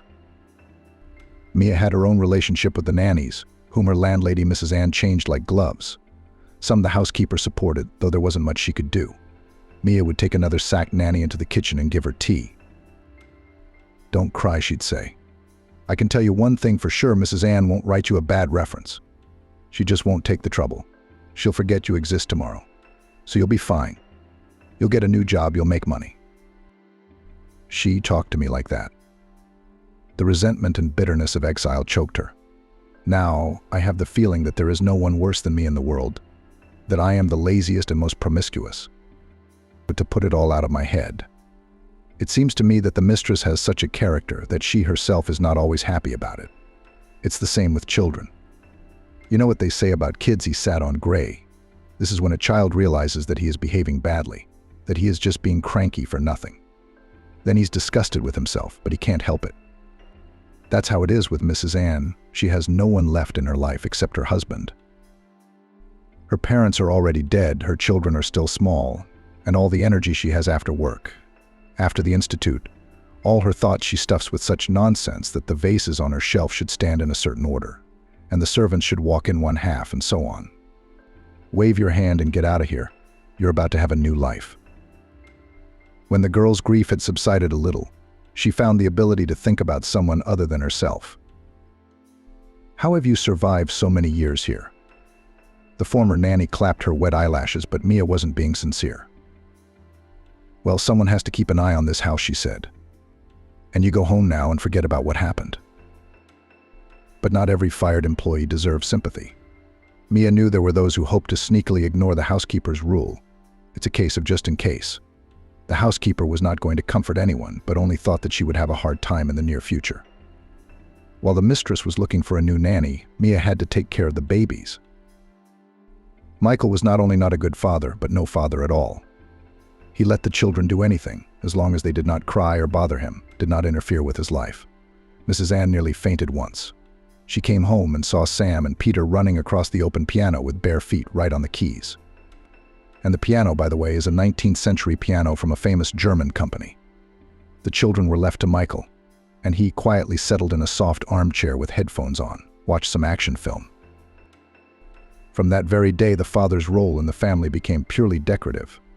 Mrs. Ann no longer assigned him to look after the children. On the contrary, the newly hired nanny was told to see that the twins did not sneak into their father's room and do something with his connivance. As a result, the father could say hello to his sons, meeting them by chance in the big house, stroke the boys on the head, ask how they were doing, but no more. This situation suited both parties, children and adults alike. In the period of supervision, Mia watched over the boys and fed and entertained them without fail. Sometimes Chloe also came to help. The twins adored her. They perceived the girl as an older sister. No one could think of such exciting games. And at the same time, Chloe watched closely to ensure that the kids did not make trouble, do not go wild in the house, and nothing happened to them. Once Mrs. Ann returned unexpectedly from a business trip. Chloe was playing with the children in the garden. The three of them spread a blanket on the grass and competed to see who could come up with the scariest story. No one heard the wicket door open. Mrs. Ann stood looking at the friendly group and said to Mia, "I wouldn't mind if your daughter became a childminder during the summer holidays." This was a complete surprise to Mia. So the landlady was willing to pay her daughter's salary. But the housekeeper didn't even nod. Listened to the offer nonchalantly. She was going to give it to her daughter and let her decide for herself. Chloe saw herself, and from the stories of her mother knew that the work in this house is not sugar. So it was up to her to agree or not. "Oh, let's give it a try," Chloe lit up. "I was looking for something while I was free from school anyway. Do you think it would be easier for me to waitress in a cafe or dishwasher or camp counselor? Let's at least spend the summer together. I don't see you with your job." Well, look what happened to the next babysitter. Until now, Chloe was amused to hear stories about the hapless maid. Mia just shrugged her shoulders. It's easy to guess they fired her again. Why? This time she deserved it. Mia said it in her heart. An old woman came in and needed the money so badly she made the big mistake of pleasing the kids. You know how that turned out? The boys ended up smashing an antique statue that Mrs. Ann had brought back from somewhere in Europe. But most importantly, they sneaked into the landlady's study, got into a fight, and knocked coffee over her laptop. It's an oil painting, isn't it? I don't need to explain to you what happened next. Chloe sighed. I can imagine. So you're going to have to, if you take it on, and until the new nanny comes in, haul all that load from morning till night. Wake the boys up, dress them, feed them, and work on them till bedtime. Mrs. Ann's going to Chicago for a week. But you know how she is. Everything in the house must go on without her. No indulgences. Chloe didn't think long. Tell her tomorrow morning that I agree. And she did not say how much she would pay me. For the first time after Chloe took up her duties, everything went quietly. Mrs. Ann didn't seem to look at the girl much, but both Nanny and her mother knew that she didn't. The mistress notices everything. And if Chloe gets offense, she'll be refused a place. And yet the girl was a little easier than other nannies. Firstly, she sincerely attached to the children, and the feeling was mutual. Secondly, on every question Chloe could turn to her mother for advice. Soon Mrs. Ann did leave as she had intended. It was then that everything began. Michael, in the eyes of Mia, called Mia by patronymic, but in the eyes of the patronymic he did not deserve. So Michael, usually when his wife was not at home, spent his time quite pleasantly. He either relaxed in the garden, where there were pools, sunbeds to sunbathe, and a gazebo, where it is so nice to sit in the summer with a glass of something cool. If the weather didn't cooperate, they could sit in the living room by the fireplace or in the marital bedroom on the huge Arabian-style bed. Mia thought the bed had been bought for Michael's sake, too. Mrs. Ann had gone along with his craving for luxury. But when Chloe came into the house, Michael changed his habits. Now he sort of remembered that he was a father, and he looked in on the boys more often than ever. And they, unaccustomed to such attention, did not know how to behave. You can't be naughty. Sam and Peter had learnt that. What else could they do with this man smiling at them and asking how they were doing? Who would know him? Mia guessed that Michael had his own plans and tried to stay close to her daughter. That afternoon it started to rain lightly. Chloe and the twins were in the nursery. Mia was putting away things hidden from prying eyes by the open wardrobe doors she did not see, but felt that there was someone else in the room.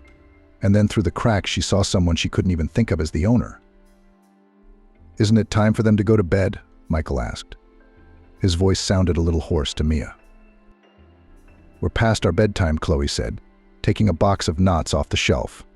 "We sleep until 4. "It's a pity." "Well, what then, girl?" "Now we have a scheduled walk, but you see what's outside the window." The girl bent down to pick up the fallen toys. Mia didn't immediately realize what had happened. Chloe was in denim shorts. From the sudden movement, the edges of her panties showed from under them. A strange sound came from where the door was. Michael choked. He literally choked on his saliva, drooling. What an accurate thing someone had once said. Mia folded the sheet in 4 and came out of the wardrobe. Now the owner had to pick his jaw up off the floor instead of drooling. "Are you home too?" was all he could find to say. "I'm always home." Mia's voice was impassive, though her insides were raging. "Michael, did you want to play with the kids?" "Me? No, please don't mind. I won't bother you." As soon as the man left, Mia slammed the door behind him. "Did you see that?" she asked. She thought Chloe should have realized it. Her daughter surprised her by raising her eyebrows in bewilderment. "What was I supposed to see? How he looked at you. But so were you." "I bet he did, wearing a thong to work." That old bastard. Mia never swore in front of her daughter. But today she didn't hold back, with all the profanity of a sailor. "He's not old at all." Chloe sat down on the carpet, opening a box with knots, and the twins immediately surrounded her. Mia was silent, and then came and stood so that her daughter looked at her willy-nilly. Chloe lowered her eyes. "You know that you and I are alone in the house now," Mia said. "The servants," Chloe said, emphasizing her mother's position. "The servants," Mia continued stiffly. "And so I'll tell you, I've never wondered how 2 people as different as Mrs. Ann and her husband came to be together. In my opinion, he's not a good match for her." "Well, that's as simple as it gets. She bought it. What's there to guess at? He's 10 times her age and probably suits her in every way. He's doing just fine living here on his own." Chloe, maybe, was waiting for her mother to object. But Mia continued in the same tone. Her daughter hadn't heard her say that before. "Anyway, it's their life. And you and I have been given the trust of letting us into this house that has opened up before us. And it has never, ever occurred to me to take anything here, not a biscuit in the kitchen, let alone another man's husband."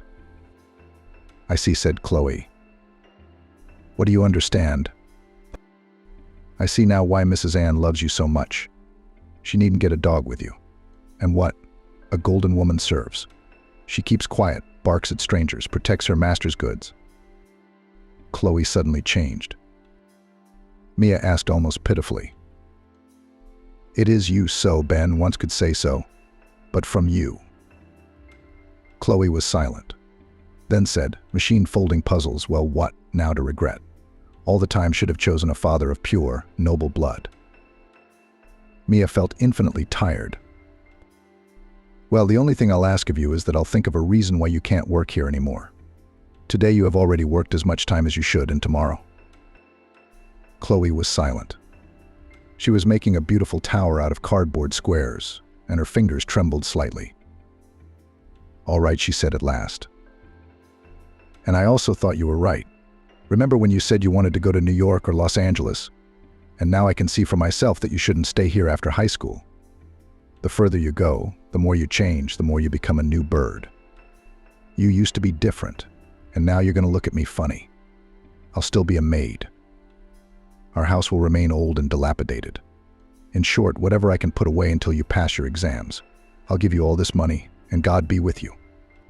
You know how to do everything, you've learned everything, and I think you'll do well. But we can talk until then." Chloe looked into her mother's eyes for the first time, and something in the girl's gaze flashed so childish, former. And both mother and daughter laughed embarrassed. The storm had passed. The last school year passed quietly for Chloe. She never found out what Mia said to her mistress.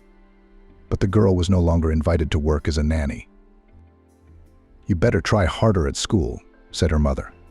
"Do you still have to go to university?" Mia thought that Mrs. Ann, if she was so good to Chloe, might offer her a place at her university. But the thought flashed and quickly disappeared.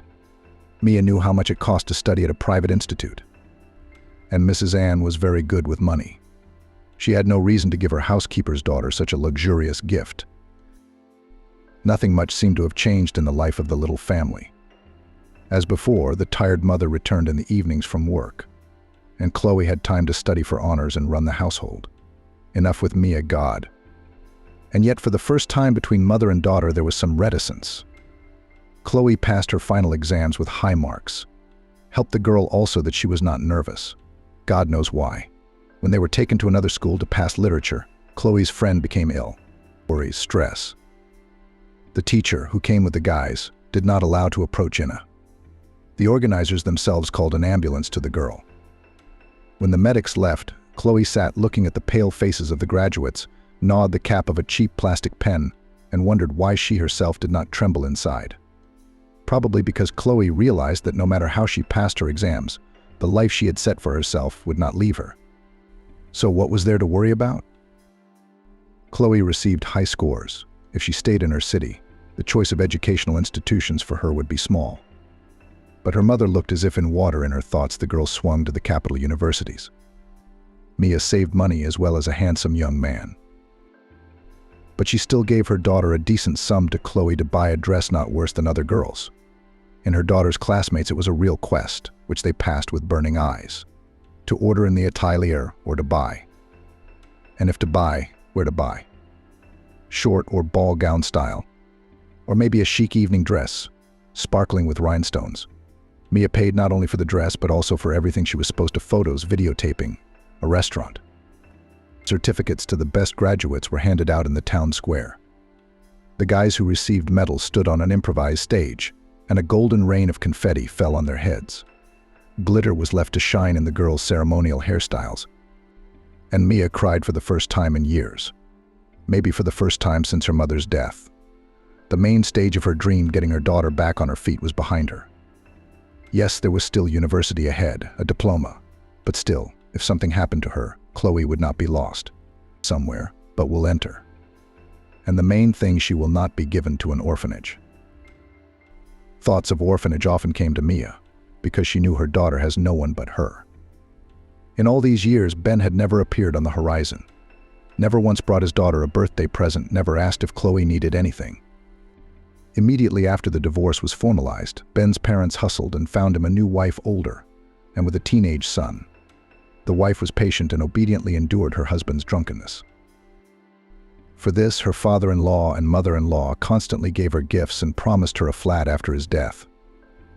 Mia knew if she left before the deadline on the other world, and Chloe in the family of his father will not be taken, and surrendered to the state. Now the daughter is an adult.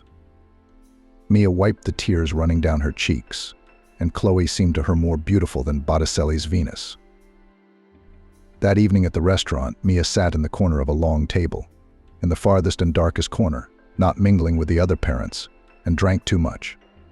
She hadn't had a more worthy occasion in years past to relax, to take a short break from the harness she was pulling. When Chloe, in her silk dress, approached her mother, Mia looked at her daughter with an unseeing and slightly hazy look, and could say nothing. I see. The phone was in the girl's hand. Having just taken selfies, she started dialing a number. I'll send you home in a taxi now, Chloe said. Mia tried to object that it was expensive, that other parents would give her a lift, since the buses were no longer running. But Chloe wouldn't listen. Once home, Mia was going to wait for her daughter, to make sure she had met the dawn and arrived safely.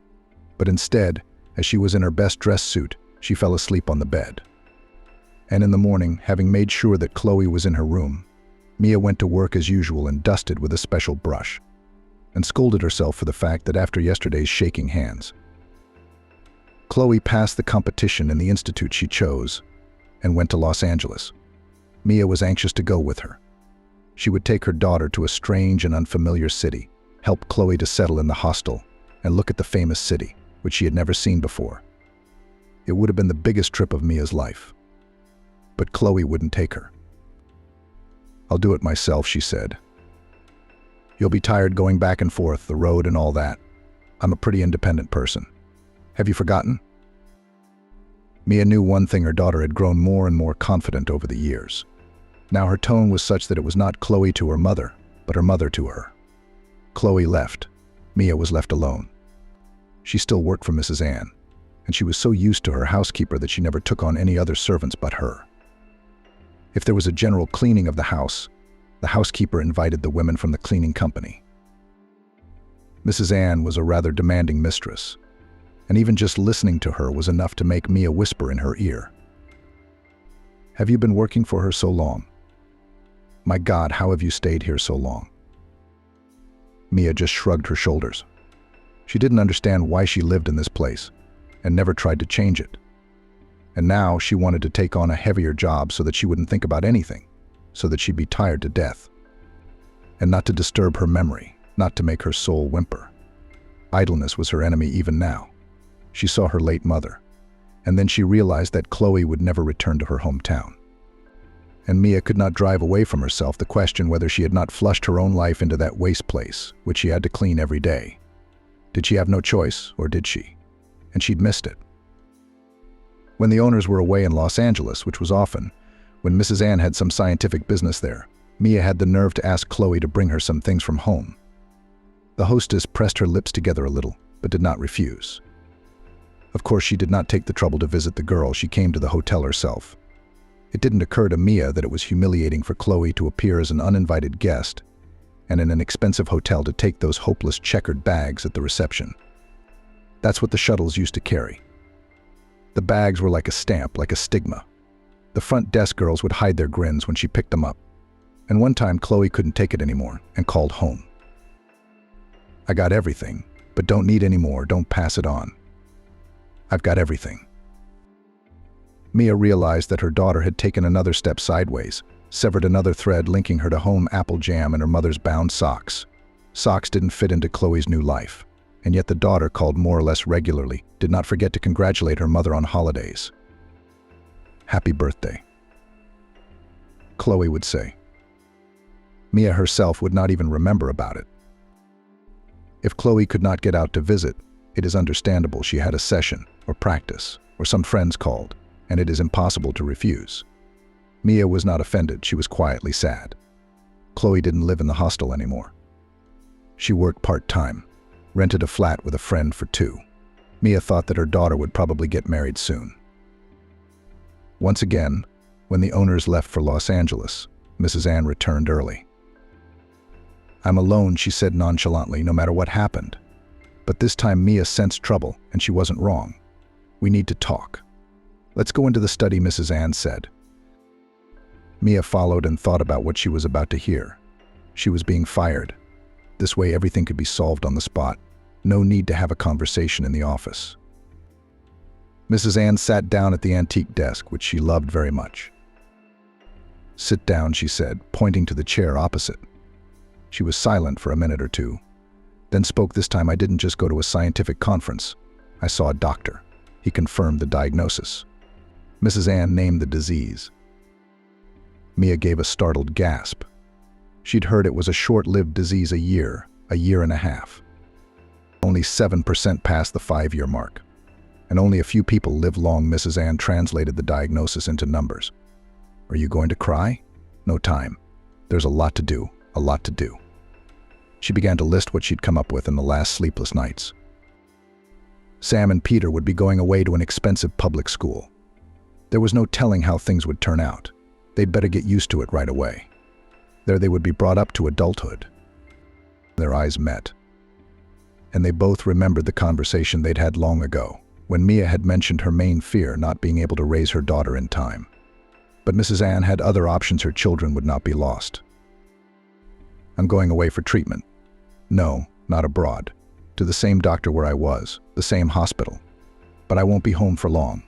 You'll see to it that everything goes on as usual." Mrs. Ann paused again and added, "And if anything, you'll see to the funeral." With a gesture, she stopped Mia's objection. "I'll give all the arrangements to the funeral parlor. Just pay, and they'll do it for you.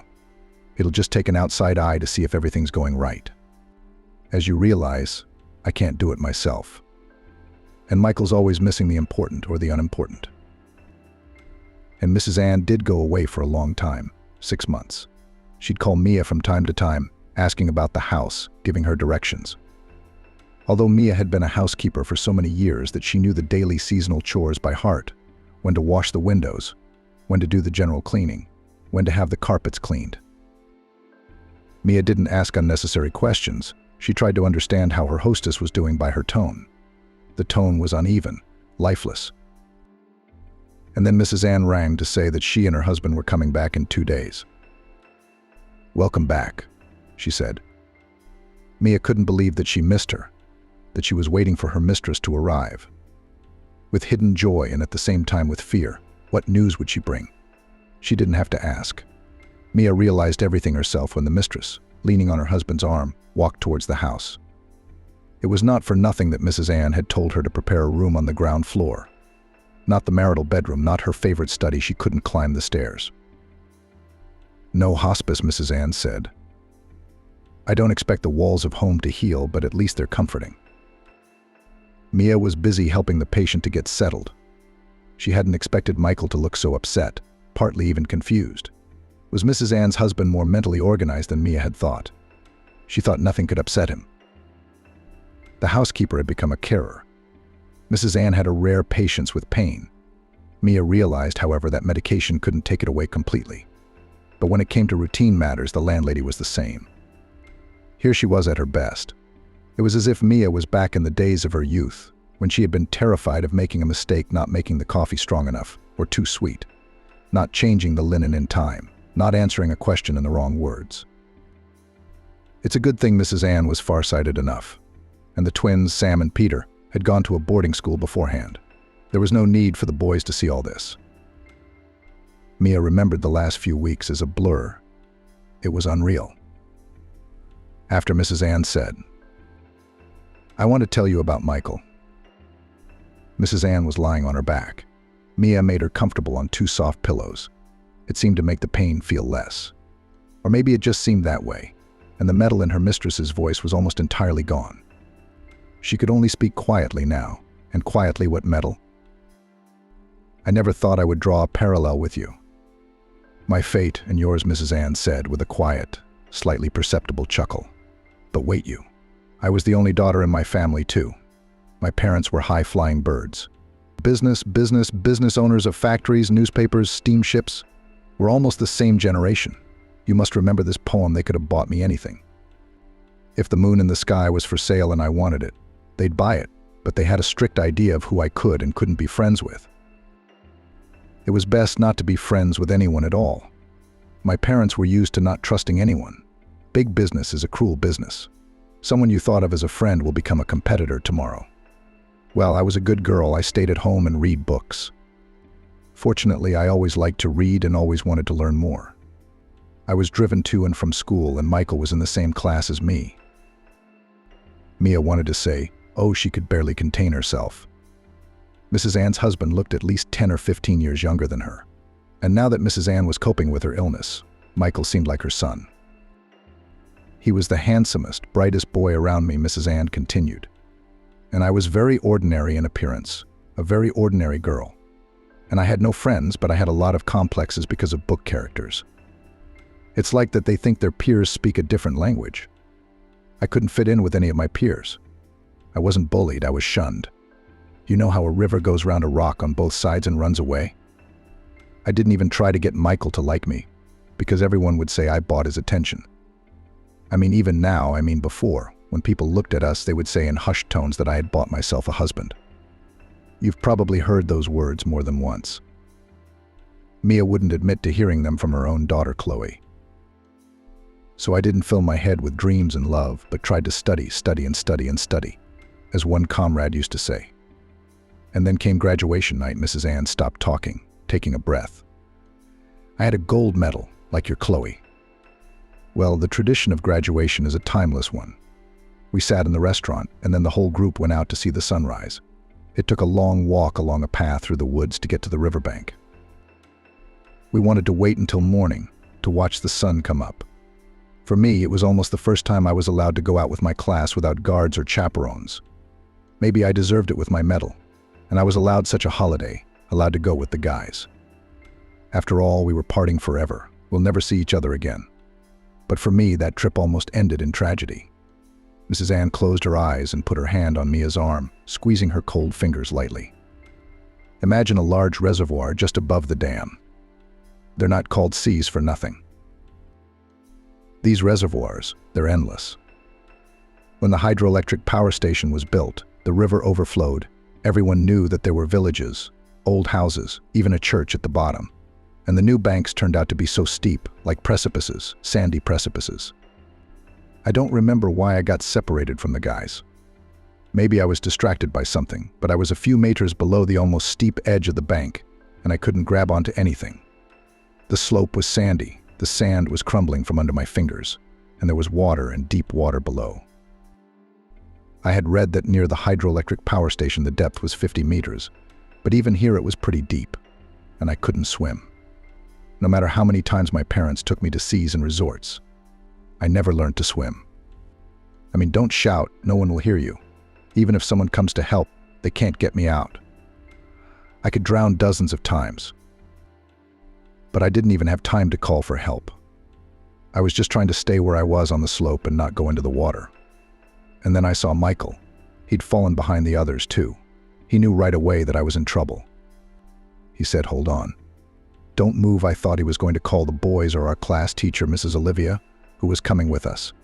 But instead, Michael ran into the woods and fetched a thick stick, lowered it to me, and told me to grab onto it as hard as I could. God, how ashamed I was. Mrs. Ann recalled, I've always been overweight, and he was carrying me. I could see how hard it was for him, but I couldn't let go either. I'd have died, you know. He pulled me out in the end. I was in tears and snot from fear. My hair was all messed up. Remember what we used to say when we were kids, hairdo? I fell down, I almost crushed myself. My dress is dirty. I told Michael I was done with the sunrise meeting. So I went home. He ran round to ours, said sorry, we're leaving, and walked me all the way home. Nobody ever found out about that story. I've only just told you now, Mrs. Ann said to Mia. You might think that's when we started having an affair, don't you? Wait, Michael was just helping me out then without a second thought. And we went our separate ways. I went to college, he joined the army, then got married unsuccessfully. Anyway, we crossed paths by chance years later, and not even at a reunion, but just in the city, and we recognized each other immediately. I was always like that, short haircut, black-rimmed glasses. I would have recognized him, whatever he was.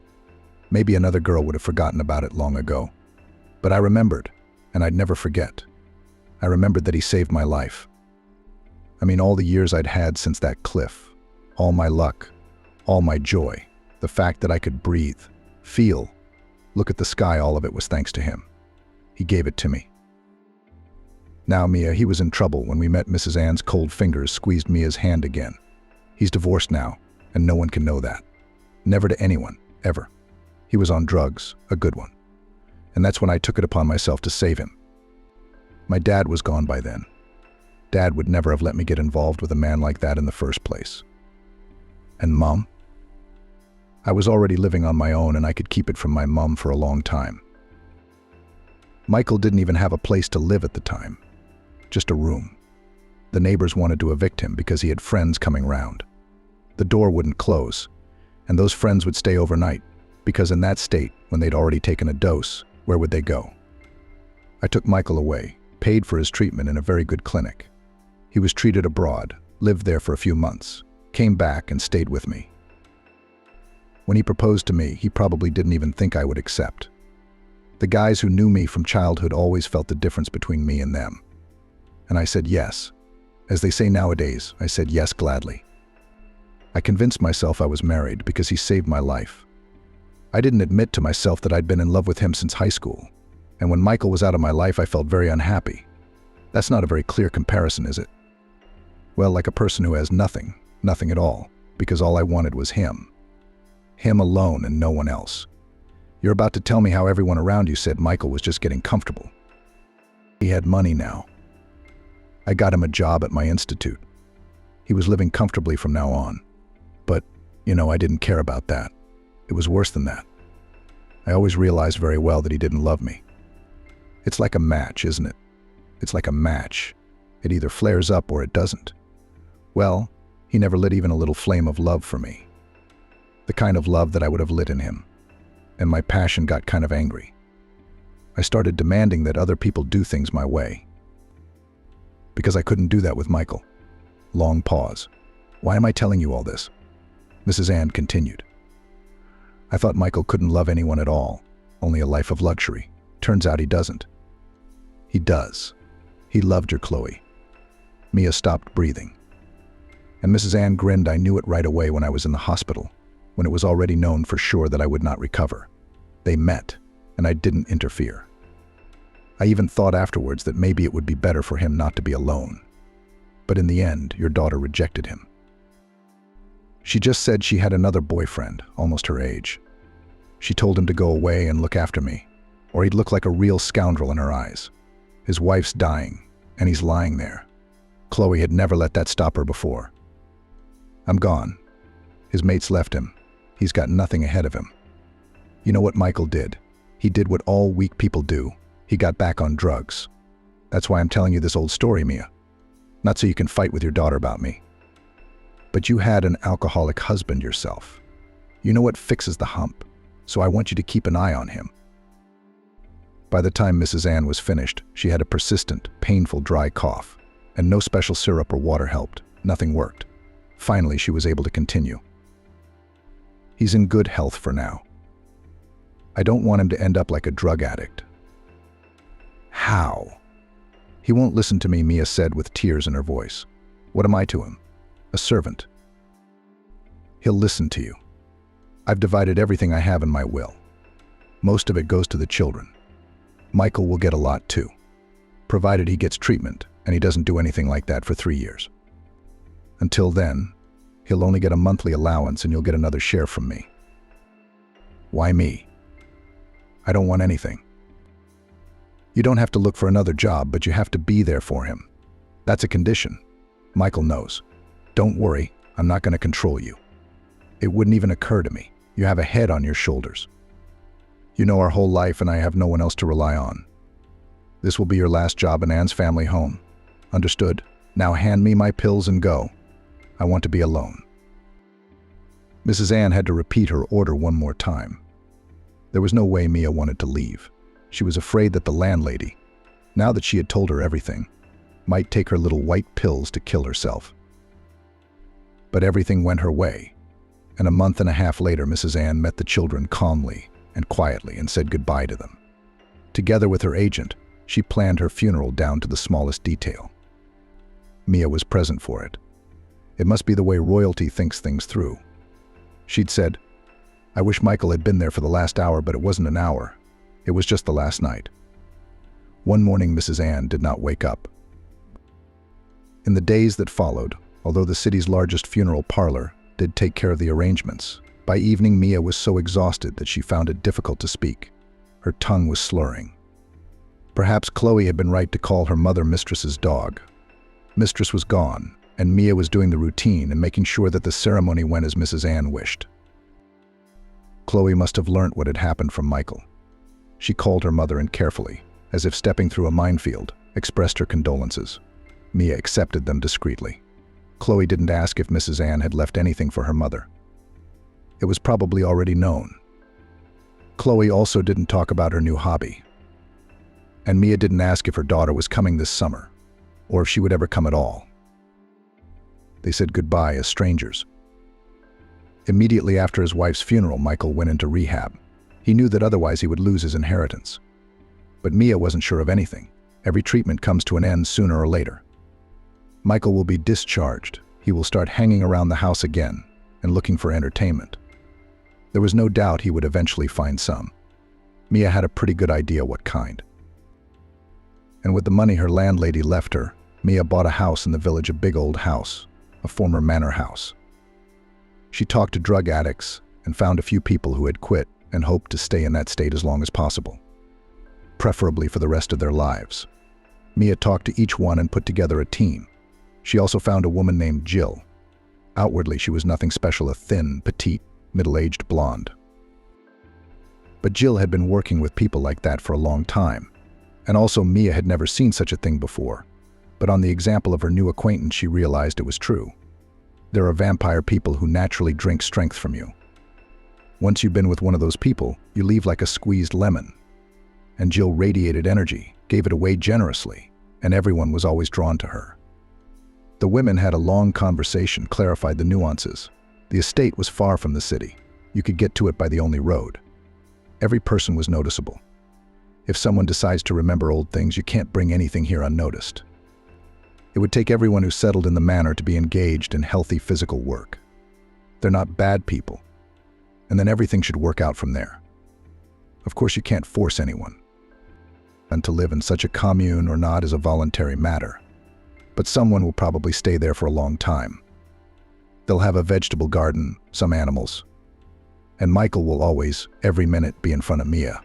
3 years. And both he and Mia will be free. He would get his money, and she would be free of the obligation to look after him.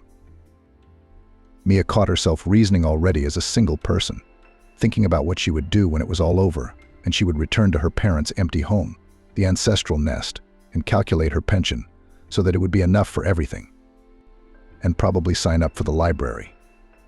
That's the way it would turn out one day. The old house was taking on a new life. It could be a museum, if someone had the will and the money, and if there were enough people to come and see the life of a 19th century landowner. Not a great poet, not a famous musician, but an ordinary man who loved his home and his fields. Mia stood on the first floor in the bay-windowed room she had chosen for herself. She looked out of the window and thought that the landowner must have had an office here, and he too looked out at the river meters away, at the willows leaning against the water, at the meadows. They were blooming now, and sweet to his heart. Mia had never allowed herself to be idle before. There was always something for her hands to do. But now Chloe, who had enough energy for two, was sure to take over. Jill enjoyed her new job, immersed in it with her head. She was the one who told Mia about the new residents of their little commune. And she had a kind word for everyone. Greg had worked all his life in the north, widowed, and thought he would live with his son's family and grandchildren. But his daughter-in-law first persuaded him to sell his northern shares and give them the money for a new car and repairs. Then she got him out of the flat and made him practically homeless. That's when Greg started drinking. Jill picked him up at some shelter. Then there's Tyler, a talented bard. He used to do a lot of gigs, traveling, and afterwards, artists get a treat. At some point, Tyler realized he was losing his humanity. The tour was over. Even for himself, on his favorite guitar, he couldn't play. His fingers refused to obey. Tyler was in drug treatment. Jill picked him up right after he got out. Brandon could have grown up to be a good kid, kind, no matter what. But his mom brought in his stepdad, who drank and got his stepson hooked. Jill told these bitter stories with genuine pity for her charges. She wanted to protect the weak in spirit, to help them. Mia, on the other hand, had shunned such people all her long life. She didn't want to take on the burden of caring for them.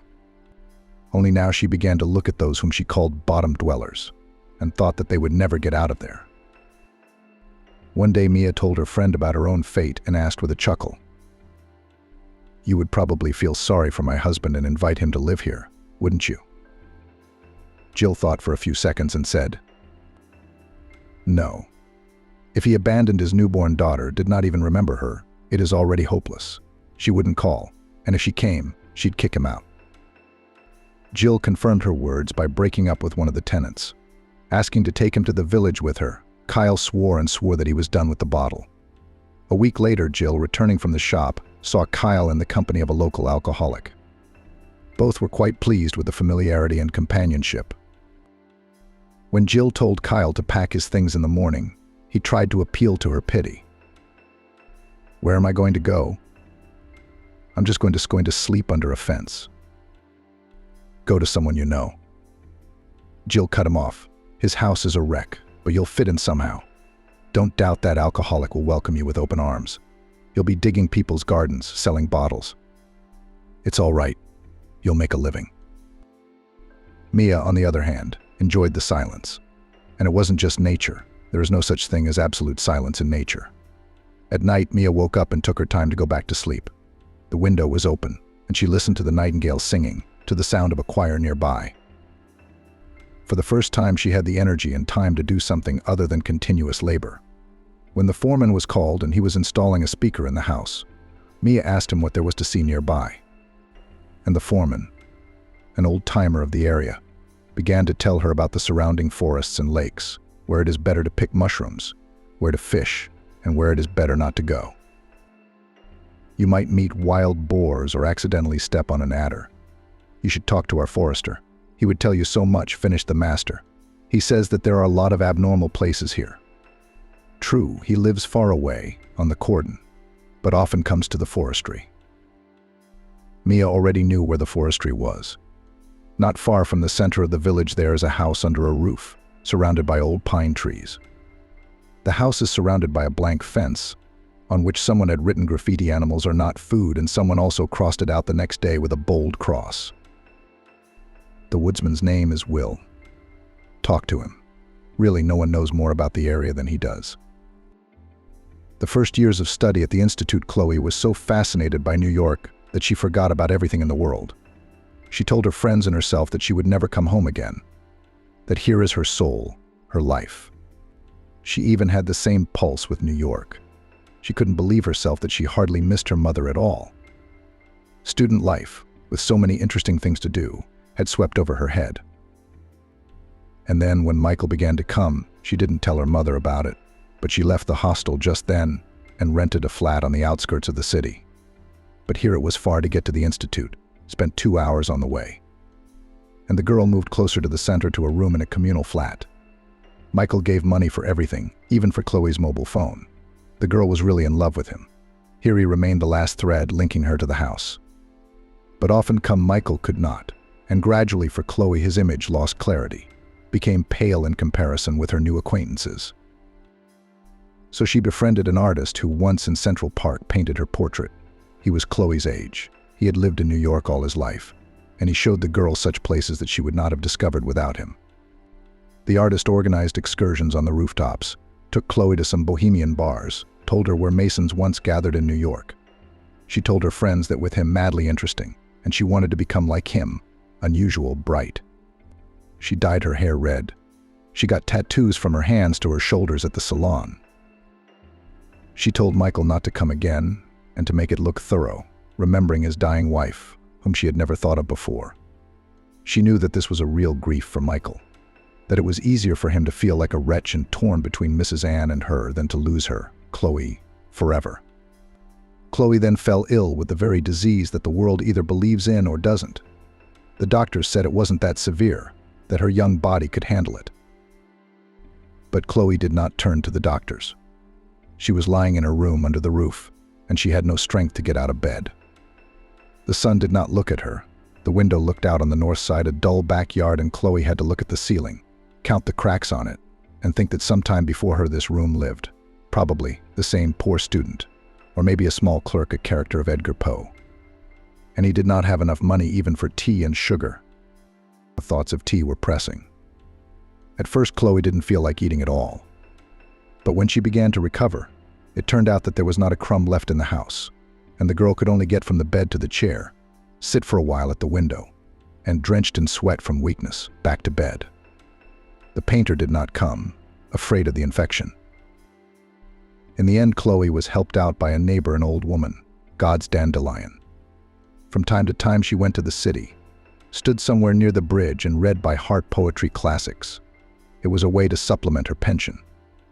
And also the old woman understood everything without words. She noticed that Chloe does not go anywhere, only to the toilet. So she made a judgment call. She crept to the door. Chloe opened it. "Little girl," said the old lady, "I'm going to the shop. Don't you need anything?" Chloe asked for tea, sugar, and a bun. She wanted to hug the old woman, but she was afraid to make her sick. The room was cold. Chloe drank hot tea, wrapped in a blanket. She wanted to go home for the first time. Mia decided to go to the distant lake they had just told her about. Everyone found something different there. Some people found beautiful views for photographs. Some people found scatterings of forest strawberries. Some people found solitude, a ringing silence. Going alone and orientated only on a satellite map was a bit scary. But Jill and her helpers were passionately engaged in the vegetable garden. It was a sin to distract her from such happiness. Mia walked through the meadow, which was in full bloom, across the bridge on its warm wooden planks. Beyond that was a road of concrete slabs, paved for who knows when and why. The grass was already thick between the slabs, and sometimes the concrete was lost in it. Mia was reminded of The Road to Nowhere, a book by Alexander Green that she had read as a child. Mia knew that she had gone far away from people already, and she didn't want to meet anyone, neither man nor beast. Because who could be more defenseless? An old woman who didn't even have a stick in her hand.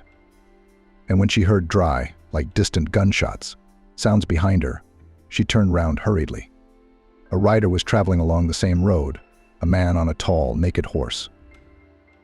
Mia hurriedly stepped to the side, giving way to him, but the stranger pulled on the reins and asked her, "Are you all right? Are you not lost?" She shrugged her shoulders. "How can one get lost out here?" She turned round tiredly and walked along the same slabs. "There's only an abandoned village about 5 kilometers ahead. You're going that way, aren't you?" "Excuse me, but who are you to ask questions?" He seemed surprised that he wasn't known. "I'm going back home to the cordon. I'm the ranger here, Will." Mia nodded. "I've been told about you. I even wanted to look you up if I could. Said no one knows the area better than you." "Did you just move here?" They walked side by side. Will was in a hurry and led the horse. Mia asked him what there was to see in the neighborhood. "What's there to see?" He answered her question with a question. "The people here already know everything, and among the holiday makers there are more often amateur fishermen. They should first of all find out what and where they catch, and whether it is far from the lake, and whether it is possible to get there by car, and show on the map whether there are snakes there. And the most interesting thing is to tell children." "Why?" Will said. "Because they just believe. They believe what I believe. It's a legendary land, really. They've even tried to explain it all scientifically." "And what have you seen?" Will glanced at her, as if checking to see if she was going to laugh. "Sometimes there are paintings in the sky. The clouds get up like that, and the colors show up like that. So you look, and there's a bud above you. It's like a fantastic landscape. Another planet with purple seas, blue mountains and crimson rocks, like a mirage. And for a long time it stands there, doesn't move, doesn't disappear. Then I drop everything and look. There are caves here, connected by underground passages. They say they used to be home to bandits who robbed traveling merchants. There are some guys who climb these passages. They're hoping to find the treasure. They get lost, and then I have to get them out. And then there's Soul Lake.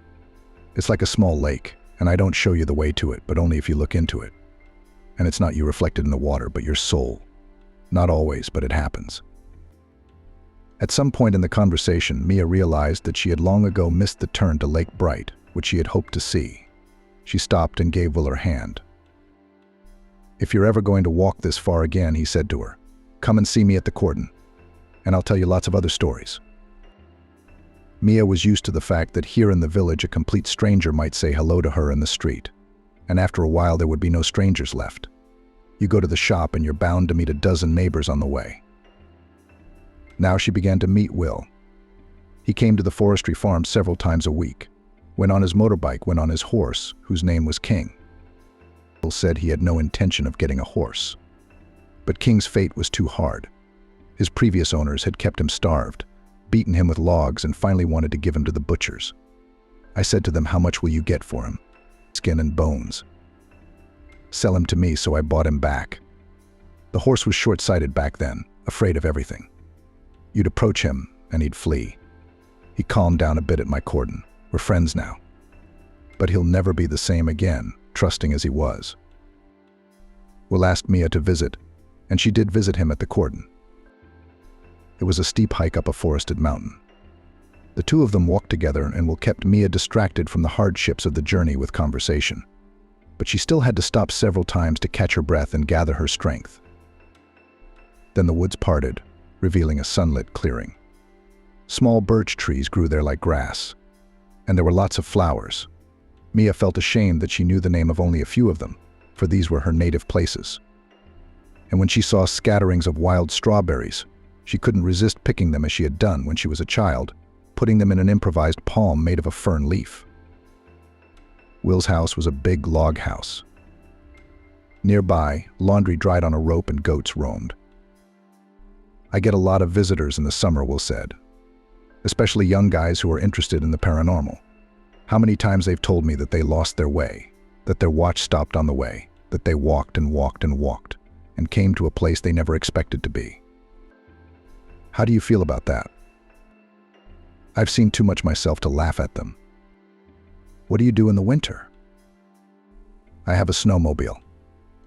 There's a village nearby where summer cottagers come in the summer, and in the winter, it's just old ladies. And if a grandmother gets sick, they put her in a big trough, hitch it to the snowmobile, and take her to the district center, where there is a hospital." They drank tea with herbs and fragrant honey. Mia realized that Will was spending too much time with her. No one would just treat a newcomer to the village like that. But she'd long ago stopped thinking of herself as a woman to look up to. A maid aunts she had read from someone about the wonderful phenomenon of aunts these, waving to themselves, are individuals characterized by total self-denial cleaning, lugging heavy bags from the shop, cooking, feeding everyone, and all for others. These ridiculous aunts, most often overweight, with short boyish haircuts that don't suit them, with wrinkles formed by a stern expression on their faces. And you won't be stern here in the fight against life. These aunts are the salt of the earth. They provide sustenance so that others can create, dream, and fulfill their dreams. Mia thought of herself as one of those aunts, and she thought that there was only one thing ahead of her old age, which it would be good to keep on her own feet, so as not to be a burden to people. And now Will calls her to come more often and walks her home, and brings gifts different from what Ben used to bring. A tincture to rub on her tired shoulders. Too much of her life had been on those shoulders, and the pain would go away in a flash. Or a berry patch. "I'll come round," Mia promised in surprise. Jill was deservedly proud of herself. She was finding work for her charges, and now they didn't have to sit on anyone's back. Surprisingly, there was an ostrich farm in this small village on the outskirts of the town, and Jill had placed some people to look after the huge birds. Jill knew that her charges had settled in the old house for good, that the lineup would change as well. But they needed a break from their old, unsettled, pain-filled lives. "We're having a labor and recreation camp here," Jill was saying. Mia had secretly feared when she'd brought Michael out here that he wouldn't last long. All that gardening wasn't for his fine hands. To her surprise, he never once asked to come back and kept himself busy, cutting grass, gathering wood for the bath. Surely he needed to feel that deadly fatigue by evening. It drove the thoughts away. And yes, Jill was right. The fatigue drowned out the pain. And then Michael arrived at Jill's house, unlike himself. He was glowing. "Chloe called me," Michael said. "She's coming, wants to spend the rest of the summer here." Mia, who had not been informed of her plans by her daughter, was cautious about the news. So what? Maybe she'll come with a friend of hers? With this artist they had long since parted. Chloe said that she missed me, asking me to come. Mia saw that Michael was ready to go to the city, despite the terms of the will, according to which he was obliged to obey her. "Go," she said. "Tell your daughter I love her, and I'm always waiting for her." The day after Michael left, Mia went to visit Will. She didn't warn him of her visit and went alone. It was okay if she didn't catch the woodsman at home. She would wait for him. And yet, how is he not afraid to live so far away from people? If something happens, how can he explain to the ambulance where to go? And would a car get there on these trails? Immersed in her own thoughts, Mia didn't realize whether she was going the right way. Had she lost her way? Then she definitely woke up. The forest surrounded her, and there seemed to be grass mown and some semblance of a path looping around. Scolding herself with the last words who would look for her now. The fool. Mia followed the trail and suddenly froze when a small lake opened up in front of her. Its banks were thickly overgrown and by the looks of it marshy. It was only possible to approach the water to where she now stood. At the very edge of the water lay a flat, large rock. Mia was hot, and she wanted to dip her hands into the water and then rub her face with them, which were cold. So she stepped onto the rock and leaned out into the lake and froze. The water was very dark, almost black, and it reflected everything: the sky with its high cumulus clouds, the tops of the trees, and Mia herself. Only it was not a tired middle-aged woman, but a young girl, a lush braid the color of ripe rye hanging over her shoulder, a clear oval face. It was the way she had once been and still was in old photographs, and beautiful, large, and a little frightened eyes. The girl reflected in the water was a beauty. Life had not yet turned her into a fiery horse, had not tormented her with deceit and disappointments. This girl believed in goodness and waited for love. For a long time, Mia looked at her own reflection. Gradually, she began to identify herself with the one who at first seemed a stranger to her. It seemed to her that even the expression on the girl's face was changing. Mia was wrong. Life looked at her from the dark water with the eyes of the one who had withstood everything, who had not broken, and who still had the same eyes full of inner light. And she became even more beautiful. We have a lake here, and if you look into it, you'll see your soul. Mia remembered Will's words. So it was her soul, then. She plunged her hands into the water, either trying to touch the girl or hoping the magical water would heal her fatigue. The hands of Mia and the one reflected made contact. And Mia remembered that long-forgotten feeling of youth, when life seems like a miracle. And that miracle belongs to you, and you can handle anything. You own the whole world. When Mia walked away from the lake, she somehow immediately came to the right path that led to the cordon. But there was still a long way to go. She walked on, picking flowers. They weren't pretty, but they smelled so strongly of honey that they made her dizzy. She came to Will's house with a large bouquet. No one was at the cordon, but it looked as if the owner had been away for a while and would be back soon. On the kitchen table was a plate of chunks of fish and flour. Mia lit the cooker, put on a frying pan, and began to fry the fish. The fins were turning golden, and the crispy pieces were covered with a smoky crust. What a marvelous aroma! Will returned to the cordon with a strange feeling that someone was there. He had lived alone for many years. A long time ago he had been married, but the marriage hadn't lasted a few years. Olivia couldn't stand living in the middle of nowhere. She wanted to go back to the city. Maybe if she found the right words, he'd drop everything. But Olivia put up with it for a long time, and then she made a scene, calling him a recluse and a loser. She packed her things and told Will she wouldn't come back, even if he crawled to town on his knees. From then on, only brave tourists who were not afraid to climb into the heart of these woods came to his cordon. The feeling that someone was here was growing stronger, even though the front lawn was empty. Will hurriedly stepped onto the porch and opened the door. Mia paced barefoot in the kitchen, humming and frying fish. "I've had enough of your sluggish Vanka," objected by disgruntled wife. MP4. Caroline and Michael had known each other since high school. The young man was a few years older, so at that time he didn't consider her a young schoolgirl at all. Caroline, on the other hand, looked at him every time she saw him. Once she even dared to confess her feelings to him. Michael was very pleased by this act, but it did not cause any mutual feelings. He did not take Caroline's words seriously, as he thought it was just a childish crush. At that time, Caroline considered herself a very mature girl, who was in the 8th grade at that time. She believed that she and Michael had a small age difference, and somewhere in her heart she hoped that he would invite her to his graduation. However, time passed, and the young man still continued to remain silent. And then Caroline decided to come to his graduation on her own in the hope that when he saw her, his heart would immediately inflame with love. Then she packed like it was her prom night. She spent all her saved money on a new dress that would resemble a princess dress. A classmate had given her beautiful hair and makeup. Even though Caroline was in 8th grade, she already looked like a beautiful formed woman. Her breasts and hips were rounded and her waist was slim. When Caroline put on her dress and walked up to the mirror, she couldn't take her eyes off herself. The red silk floor-length dress with open shoulders sat perfectly on her figure. Brown curls fell over her shoulders and chest. Her friend paid special attention to Caroline's eyes. She decided to emphasize them with such a makeup technique as smoky eye. This look made Caroline feel a little more grown up. She no longer looked like a little girl. In front of the mirror stood a beautiful young woman.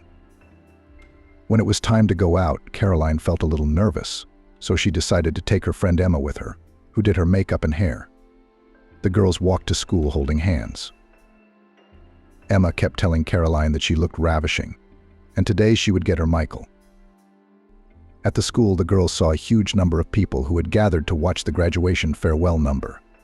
The girls' classmates and parents were there. Caroline didn't care who was around her. Her eyes were constantly on the lookout for Michael. She wanted him to see her as soon as possible and give her a few compliments. When the girl realized that her lover was nowhere to be found, she decided to go around the school. She knew that high school students gathered around the corner to smoke. That's where she headed. As she neared the corner of the building, she saw Michael with his strong, masculine arms around some girl she didn't know. Could it be a sister? No, it can't be. Never would a brother hug his sister like that. And what does he see in her? Why doesn't he notice me at all? Who have I been trying for? Caroline thought. The girl didn't know what she should do. On the one hand, she really wanted to appear from around the corner, to come up to Michael, to congratulate him on graduation. But on the other hand, she realized that she wouldn't be welcome.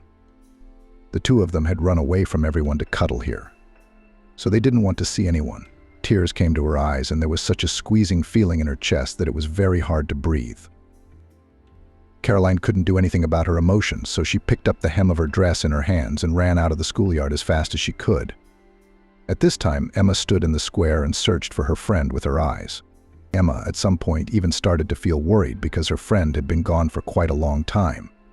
In the distance, she saw the silhouette of Caroline running as hard as she could. Fear lurked inside that something was wrong, and Emma ran after her. Caroline. Wait, Emma shouted at the top of her voice. Stop, I said. The girl grabbed Caroline's arm, turning around to face her. What happened? Nothing. It's just business as usual, Emma said in a frustrated voice. I don't understand why I thought Michael would ever pay attention to me. What makes you think that? Maybe because you're a very pretty girl, Emma said. Tell me what happened. I was just looking for him. I remembered that he and the boys often went behind the school to smoke. When I got to the corner, I saw him hugging some girl. You know, it's just some other girl. Why her and not me? I'm always in front of him, trying to look pretty. I even confessed my feelings to him. He couldn't even take it seriously. Tell me, do I look like I'm joking? First of all, Caroline, there's nothing wrong with you. I never thought your feelings for Michael could be fake or a joke. If you didn't realize that, then you have to think about the fact that he's a fool. Well, only a fool would miss a girl like you. Secondly, I can only assume that Michael didn't take you seriously because we're 3 years younger. Maybe when we're 25 and he's 28, the difference won't be so obvious. I'm asking you not to feel bad, because there will be men in our lives that Michael can't even match. Don't you dare say that. You don't know him at all.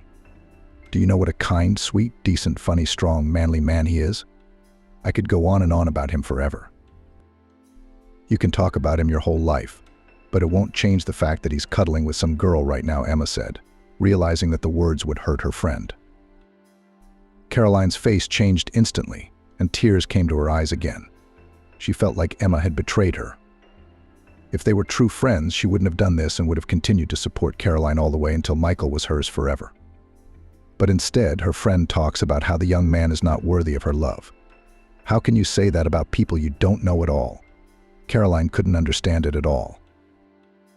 There was nothing to do, so the friends packed up and went home.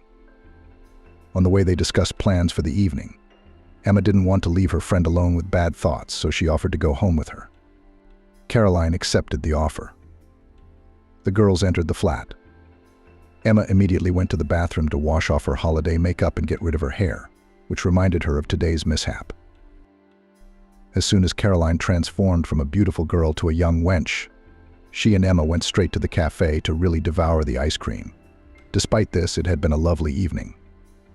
Caroline was constantly dangling in the clouds and thinking about how she would go on without her lover, knowing that he was in love with some other girl.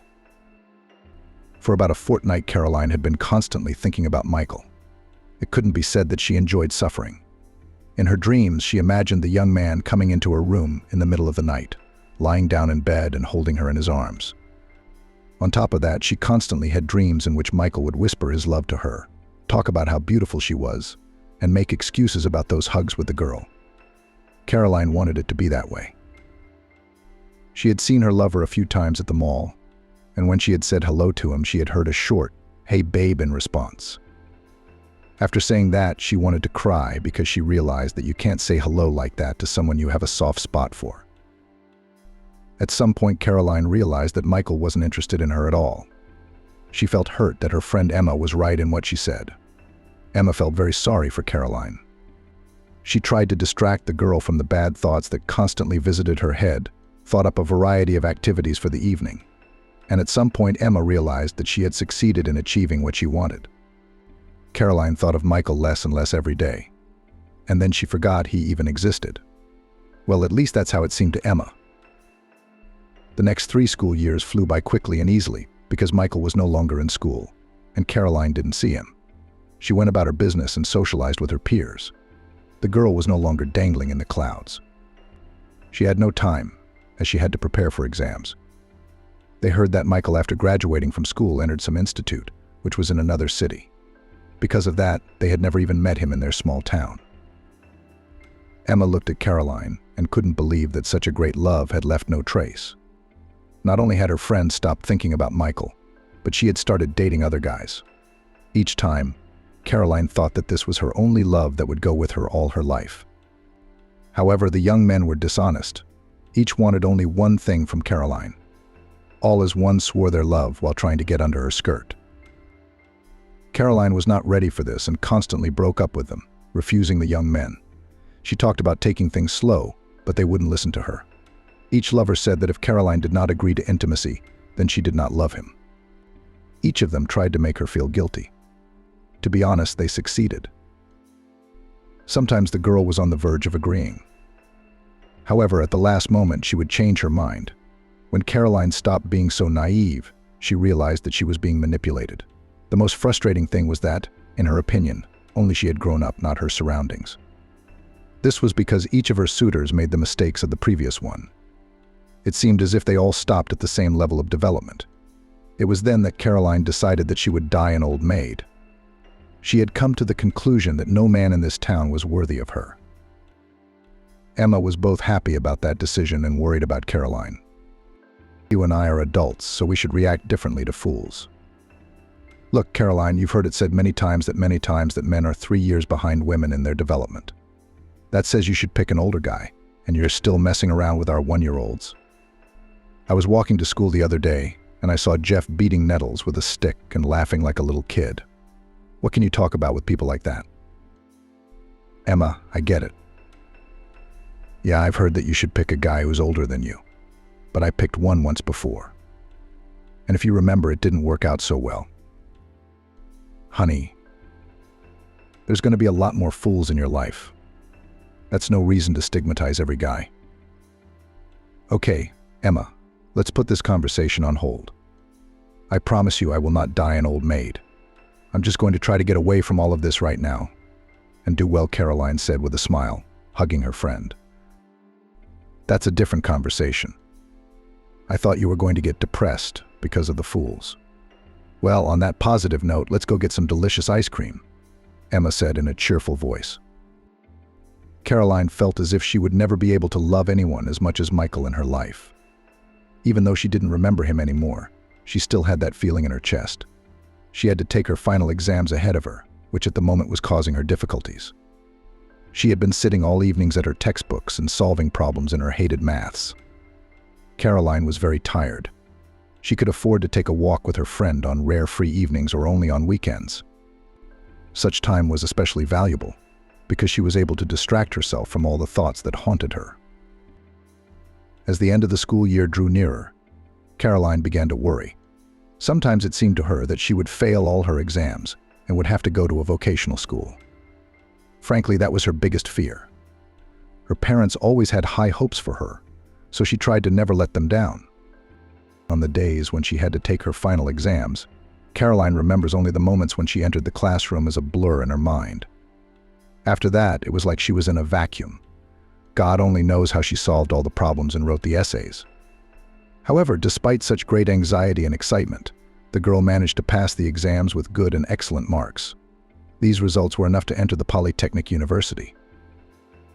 By that time, Caroline had not yet had time to decide on a specialty, and therefore went to study only to have a diploma of higher education in her hands. She realized that in the future she would in any case receive additional education when she could decide on the profession she wanted to work in for the rest of her life. In her first year, Caroline was very sad that her only best friend Emma had left for the regional city. She was used to her friend always being around and being able to come over at any moment. However, now they only saw each other a few times a month when Emma came to her hometown for the weekend. Despite this, Caroline had developed quite a good relationship with her classmates. Caroline herself did not expect that she could become one of the most popular girls in the institute. One day she was preparing for her maths class. She quickly read through the notes to refresh her knowledge when she suddenly heard someone calling her from behind. Turning round, she was taken aback. "Swan, is that you?" Smiling broadly, Michael, who was standing a metro away from her, said. Caroline could not believe her eyes. In front of her stood a ghost from the past, which had completely discouraged the girl from believing in true and pure love. She felt both joy and anger at the same time. She was ready even now to throw herself on his neck, to kiss him and tell him how much she loved him all these years. And at the same time, she wanted to hit him for coming to ruin her life again. "Why don't you say something? Standing up like a stranger. Have you forgotten how you told me how much you loved me?" "That was a long time ago, and it wasn't true." "Hello, Michael. I heard you were studying in some other city. How did you end up at our institute?" Caroline asked with coldness in her voice. "I missed our town. I decided to transfer in my final year. It's the same specialty. The teaching here is no worse than in the region." "Well, to be honest," Michael said in a calm tone. The bell rang in the building, signaling the start of classes. Caroline started to get ready, but Michael grabbed her arm and asked her a question. "Maybe after school we could have coffee in the square across the street." Caroline was numb to the suggestion. She wanted to hit the young man to make him feel the way she did more than 3 years ago. She couldn't do that because somewhere in the back of her mind all these years she had dreamed of meeting him. Then she decided to take a chance and say yes. Just after the end of the pairs, Caroline was coming down the stairs and saw Michael waiting for her in the lobby. He was talking to some upperclassmen. They were smiling and gesticulating vigorously. For some reason, Caroline felt afraid. She thought that if she approached Michael now, he would decide to laugh at her. However, when the young man looked up at her, he smiled broadly and waved his hand for her to approach him as quickly as possible. "Were those my classmates?" Michael said, smiling. "Shall we go for a walk?" Caroline nodded affirmatively, and the young men headed for the park. He bought them each a cup of coffee. To be honest, Caroline didn't like the drink, but she didn't want to contradict Michael. He talked a lot about studying at the institute in another city, about student parties. Caroline walked beside him and listened as if mesmerized. She didn't care what he was talking about. It was enough that he was near and occasionally touched her palm with his fingers. "You've changed a lot," Michael said with a smile. "No, you used to be quite beautiful too. It's just that, in my mind, you're still the one who used to confess her feelings to me." "Well, I wasn't that young." "I was 14, by the way," Caroline said. "Yes, Michael, those were bright feelings. My first love as a teenager, in fact, it was my last." "I mean, really? Are you telling me you haven't had a boyfriend in all these years? What do you take me for?" "Sure, I tried to date different young men, but at some point I realized I was doing something wrong. It was like they were all left living at the age they were when they were 7 or 8 years old. After a few weeks, I realized that this wasn't my option at all. So we broke up. In the 11th grade, I was completely desperate and just decided to devote all my time to studying and preparing for exams." "Why did all those guys annoy you so much?" "Every one of them was trying to get under my skirt." When I got rejected, they tried to accuse me of not being sincere in my feelings. In their opinion, if I liked them, I should have jumped into bed with them on the very first day. And I didn't like that, so I stopped talking to them and getting to know them. So you mean to say that such a beautiful, glamorous girl has never had a boyfriend? Michael asked, smiling broadly. He shook his head a little and corrected himself. I'm sorry, that was a tactless question. All right, we're not 15 years old. Yeah, I've never been with anyone. To be honest, I don't regret it. I think it's better to wait a while and break your virginity with someone you really care about. Did you already have someone in your life that you cared about? Michael asked with an awkward smile. Yes, but as they say, there was one and then there was one. Okay, let's change the subject. I feel a little awkward. I just don't even know why you're interested in this. I'm interested because when I saw you, my heart sank. I had no idea a pretty girl like you had no one. But even so, I'm ready to make it up to you. And how would you do that? Caroline was puzzled and really didn't understand what Michael was talking about. Despite the fact that at the beginning of their conversation she felt free and uninhibited, now she was stiff. Her heart began to beat in a frantic rhythm. Her palms began to sweat. Don't you have any idea? I was just wondering if I was the person you cared about. There's a reason you confessed your feelings to me. Maybe I was careless at the time, but I don't blame myself for that. You realize it was the age you were at, and in fact you looked very small to me. So I thought, why don't you and I start dating? See if it could work out. It's just, I haven't really had much of a personal life over the years. Honestly, I don't even know why. Most of the girls were easygoing and pretty stupid. Over the years, I've realized that those are not the qualities I'm attracted to in the opposite sex. And you, as I recall, are a very intelligent and well-read girl. Caroline stood in a stupor and just couldn't believe her ears. After all these years, Michael had noticed her and asked her out. At the same time, he didn't talk about any of his impossibly big feelings. It was a shame that he assumed they could have been a good match. She wished he would be speechless at the sight of her. Why are you looking at me like that? Michael asked, smiling broadly. Look, but we're adults. I promise I won't hit on you. Let's give it a try. What if we really do make it work? Now, I could ask myself the basic question of whether you like me. But I know it's going to stump you, and you won't be able to answer it because you don't think there's a right answer. If you answer in the negative, then you're lying to me. And if you answer in the affirmative, it could mean you're horny for me. Well, right? Michael was right about everything. In fact, if he had asked that question, Caroline wouldn't have been able to answer it. Two opposing feelings were battling inside her. On the one hand, it was the all-encompassing love that had made her refuse to meet and date men all these years. And on the other hand, it was the resentment of the same girl who in the 8th grade saw her lover in the arms of another. In addition, Caroline noticed that the young man's conceit was quite overstated. It made her want to put him down a little, but she loved him so much that she agreed to his proposal. And it had really worked out. Michael and Caroline started seeing each other every day. They walked in parks, went to cafes, to cinemas. The girl felt really happy and thanked God that he brought them together again. Caroline was a rather mature, pragmatic girl, so she did not put big bets on this relationship. It seemed to her that they wouldn't last more than a few months. She had prepared herself in advance for a negative outcome, but despite all this, she enjoyed the time they spent together. Caroline's assumptions were not confirmed. No one realized what Michael and Caroline could possibly have in common. But despite this, they loved and enjoyed each other against all odds. The girl was very jealous of her lover, since so many girls in the institute looked at him. Michael was a little amused by such a reaction of his girlfriend. He was not going to cheat on her, and she realized it herself. Caroline could not charge Michael with anything, but she was not averse to pulling out the hair of her rivals. The young man very beautifully courted his girlfriend, gave a variety of gifts, arranged surprises. Before that, he lived by the principle that a woman loves ears, so he very often told his beloved compliments. Caroline seemed to melt from his words. To tell the truth, she was ready to give herself to him from the very first day of their relationship. However, the first intimacy happened 6 months later. It was the most unforgettable night for Caroline. Michael turned out to be a very tender and sensual lover. To a large extent, he cared not about his own pleasure, but about the pleasure of his partner. Then Caroline thought that such a night would never happen again.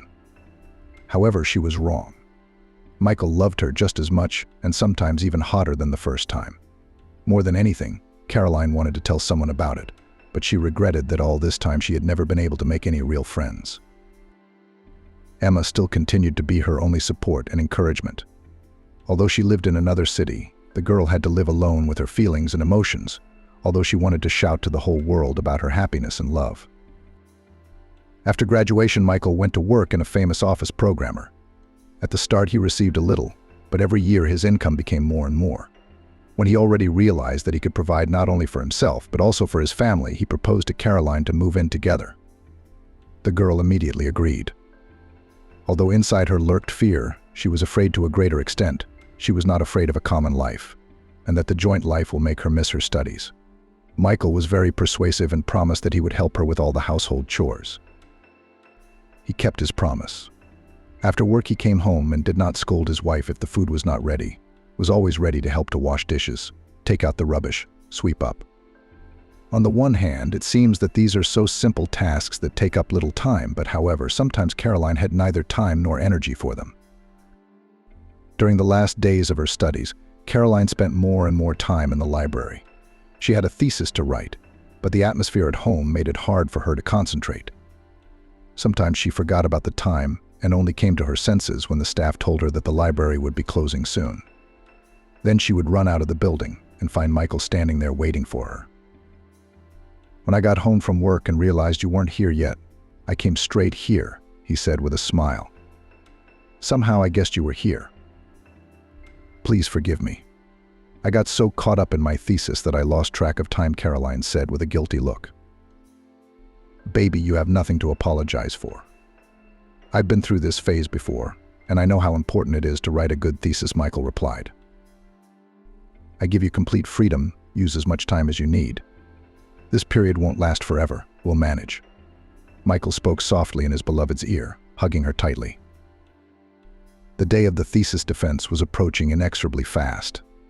Caroline's nerves were failing and she began to take sedatives. However, each day they helped less and less. When the day came to hand in the diploma, she was completely disintegrated. From early morning, Michael tried to cheer her up and promised that in the evening of the same day she would have a big surprise. "You won't pass, sweetheart. You can't fail. You wrote this paper yourself and you'll have no trouble answering all the extra questions. Just believe in yourself. Imagine all the hard work you've done. You can't just give up. What's more, you said yourself that you don't care about the grade you get. So why do you care? You can't get out with a certificate. That can only happen if you keep your mouth shut and don't say a word. Come on, wake up, I've got to go to work. I was going to ask you to leave for today, but I decided that I won't distract you from your diploma. So I just want you to call me when it's over." "Okay, of course, you're my nearest and dearest.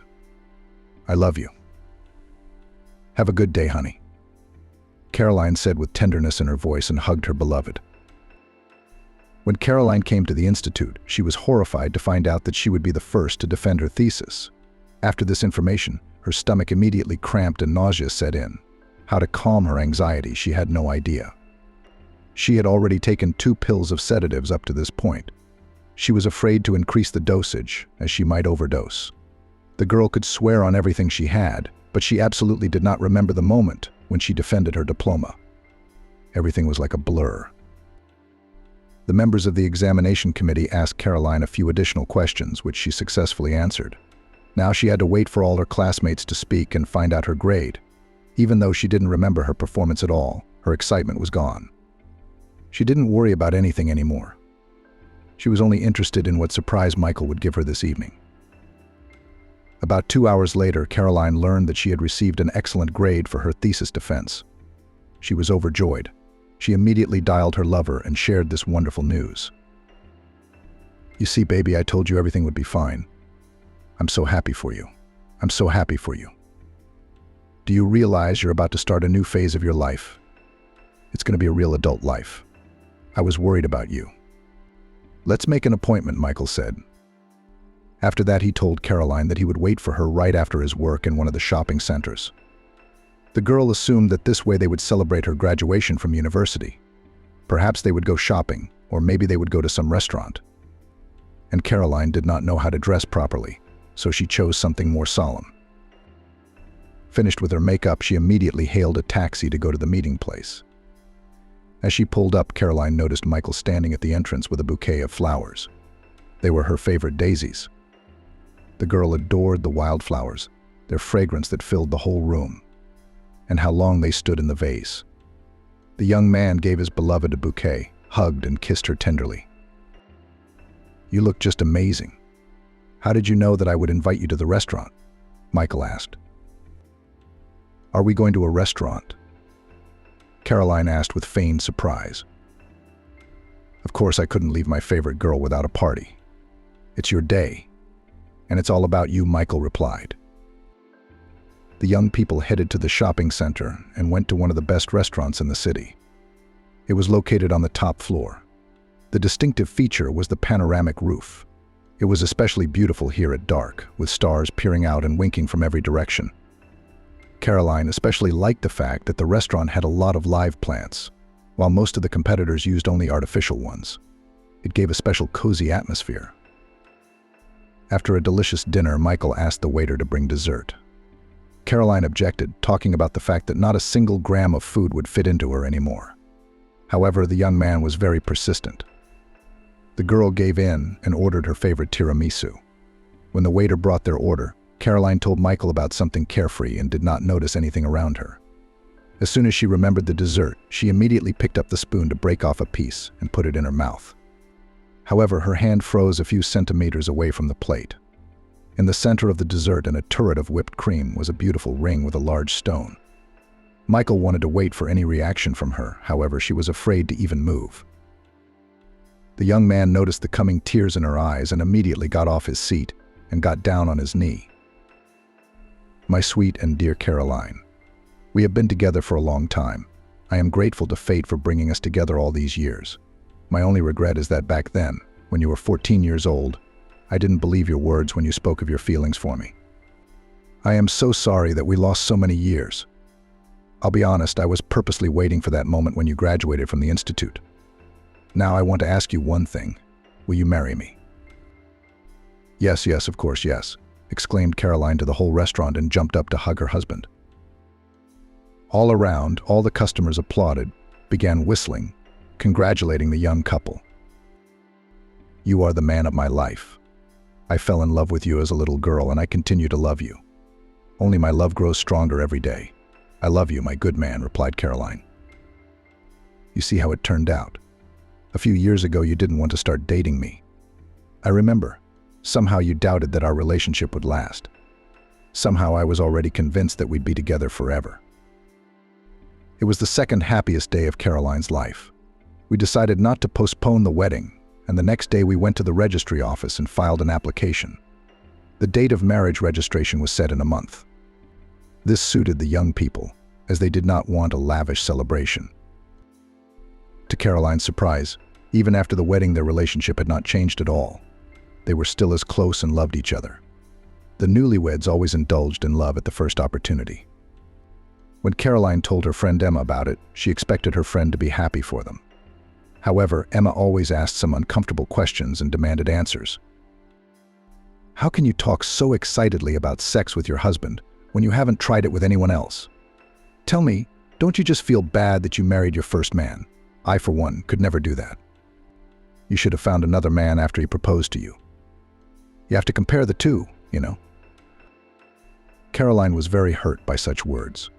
She didn't understand her friend's consumerist attitude towards men. The girl was completely satisfied with their intimate life with her husband. How can you have sex with someone else if you love and want only one, she thought. What pleased her most was the fact that Michael always proved to be unresponsive. He was only too happy to be in bed with his favorite woman. So Michael and Caroline lived for 3 years. And after that, in the life of a young man, there was a tragedy that changed his life completely.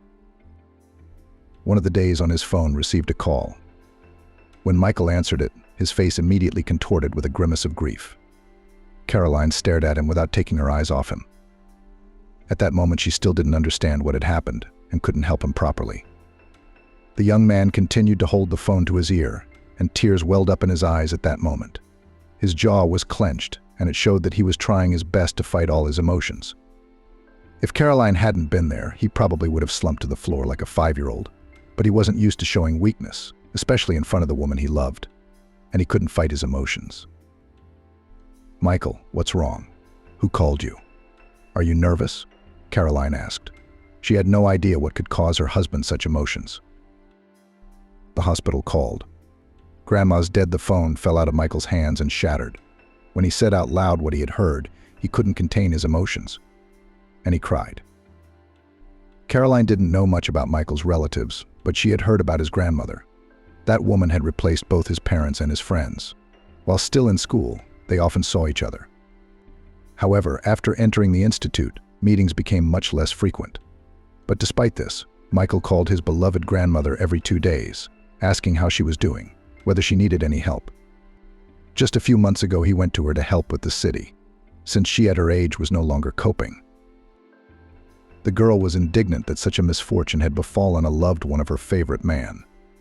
Recently, the grandmother did not complain about her health, only saying that it was already much harder for her to carry buckets and dig beds.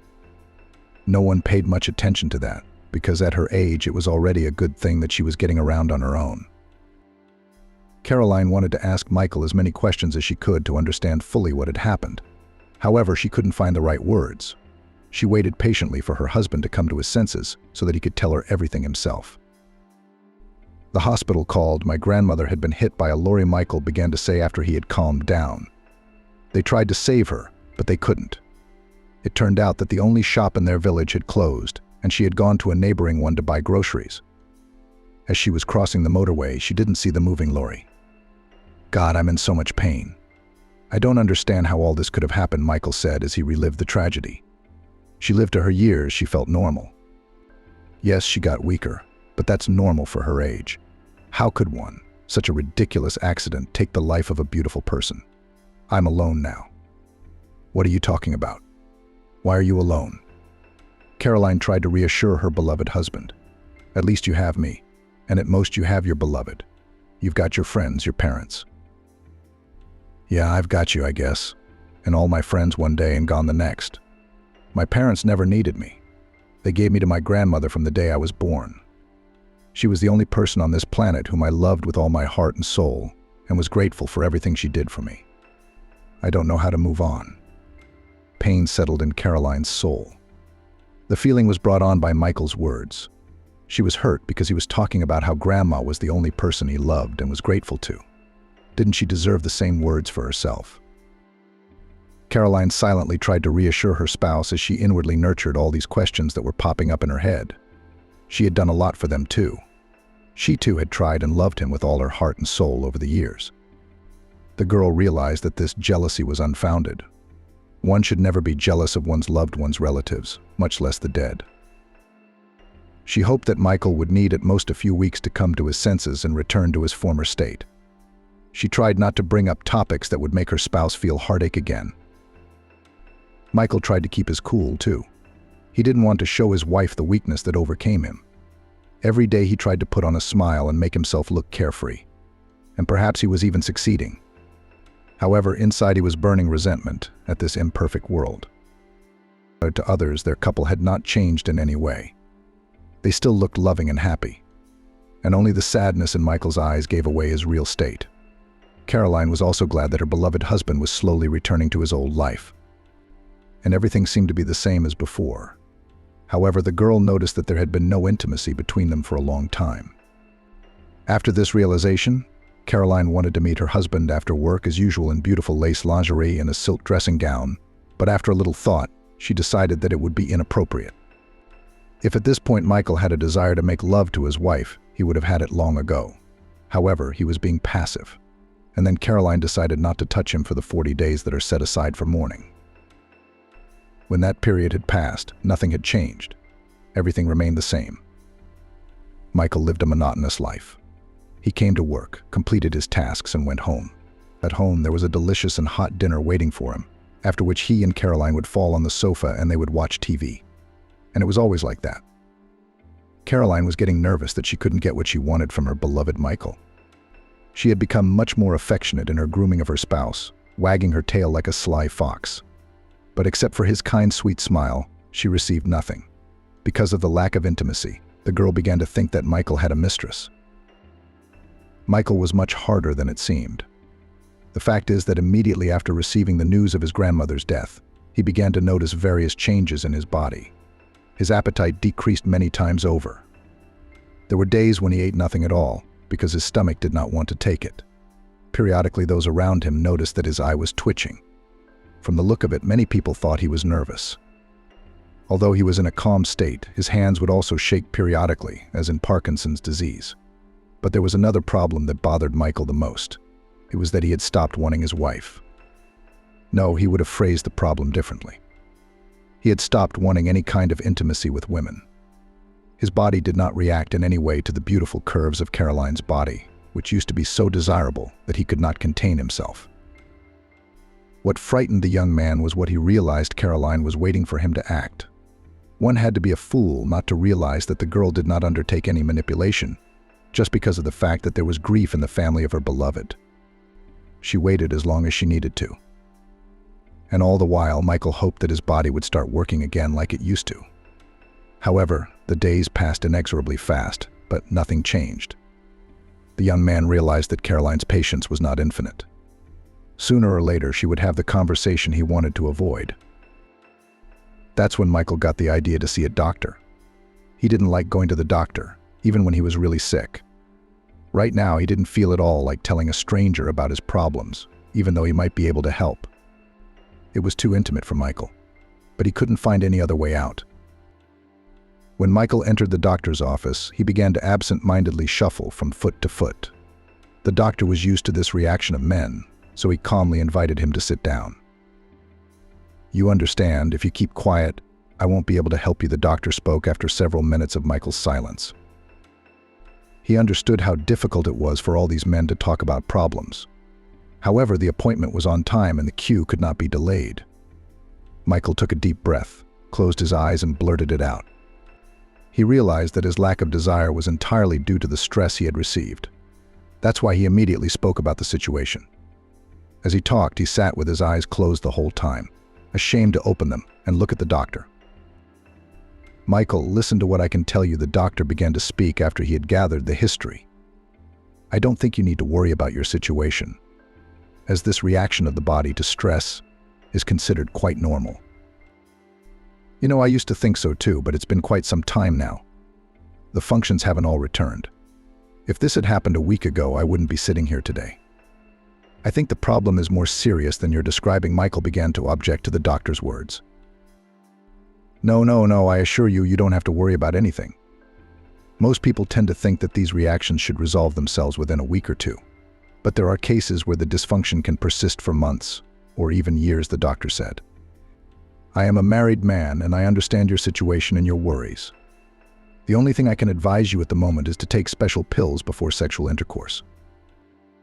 But these same drugs are not a cure. They were created by scientists for old people." "I'm still 30 years old," Michael objected. "No.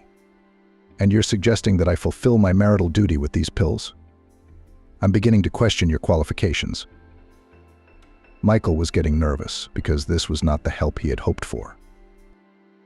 "Believe me, if I wasn't qualified, I wouldn't be here," the doctor said. "If you want to speed up the recovery process, you should also take a course of anti-anxiety medication. If you have not regained function after such a time, it means that inside you are still experiencing the loss of your loved one. This is normal, but sometimes it crosses all boundaries of reason." The doctor wrote Michael a prescription. "Now, these are the pills you'll need to buy at the pharmacy. The last ones on the list will help you feel like a real man in bed with your wife." Michael snatched the prescription from the doctor's hands, did not say goodbye, and quickly left the office. This was not the kind of help he had hoped for. Walking to the nearest public garden, the man took out his phone and went online. He was convinced that he could do himself more good by self-medication than by these pills prescribed by the doctor. On one of the internet pages, Michael saw an advertisement for a special dietary supplement for male strength, relatively inexpensive, and from the reviews it was clear that it is completely safe and cannot harm the body, as it contains only natural components. For Michael, this drug turned out to be a real salvation. He was sure that after it immediately all functions would be restored. Therefore, he immediately placed an order. Now it was only necessary to wait. Managers warned Michael that the dietary supplement would be delivered within a week. The man did not think that the delivery would take so long, so he began to worry. All this time, Caroline had been hanging around him like a fox. He didn't know how to get away from her. Michael came up with various excuses, in the truthfulness of which sometimes he himself did not believe.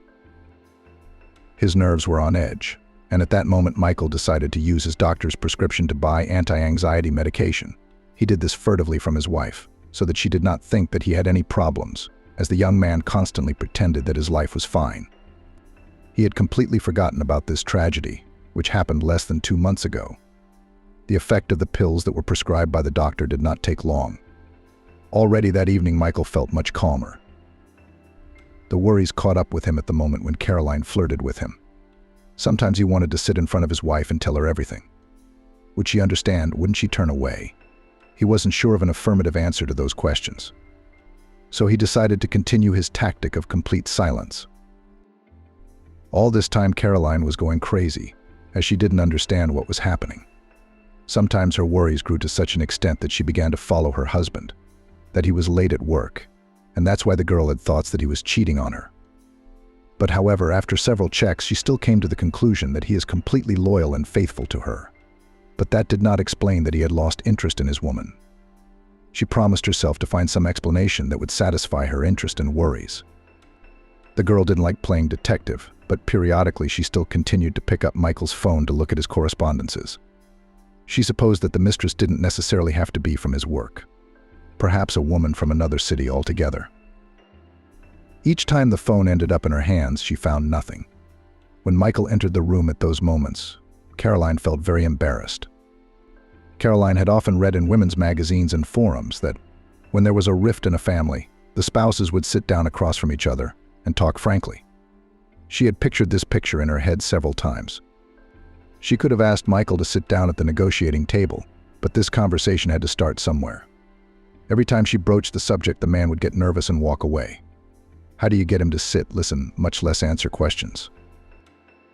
At some point, the girl thought about asking her husband to see a marriage counselor. In their relationship, there were no quarrels and scolding. They also continued to love each other.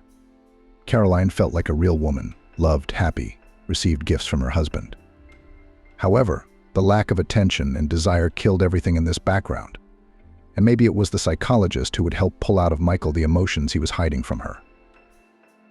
"Michael, we need to talk to you," Caroline spoke softly as she entered the room where Michael lay watching television. "What's wrong, honey? You look worried, honey. Every time I try to talk to you about something, you always get nervous and walk away. I don't know how to approach you. I feel like you're not in love with me anymore. Or there's someone else. If you can't tell me all this, then maybe we can go to a family counselor," Caroline said timidly. "What family counselor, Caroline? Are you out of your mind? How could you even think that I had someone? That I've fallen out of love with you? I don't kiss you, I don't hug you, I don't give you gifts. I'm affectionate and gentle enough with you. I go home after work all the time. Can you please explain when I can cheat on you if I'm either working or with you? But you sometimes stay late at work, don't you?" "Yes, I sometimes stay late at work. Is that a sin? You know that I have always tried to earn as much money as possible for our family so that you stay at home doing your favorite things. Is that wrong? I'll be honest with you, if you keep having these conversations with me, then even a marriage counselor won't be able to help us. I understand men now more than anyone when they talk about their wives bothering them. Why do you talk to me like that? Why are you talking to me like that? Have I ever said anything bad about our family? I just want us to be okay. You're pretending like nothing happened, but I know how hard it must be for you. Yeah, from the outside looking in, we're fine. But I'm not looking from the outside. I'm in this family and I know there's a rift. I've tried to talk to you for the 1000th time, but I keep getting silence. I'm glad I can get some emotion out of you now. Even if it's anger, at least I realize that it's all pissing you off too. You care about what's between us. I can tell. But I don't understand why you're not doing anything about it. If it's really as you say and you don't have anyone on the side, I don't want to talk to you like this. You're forcing me to. If you know I'm hurt, why do you keep touching it? Can't you just wait?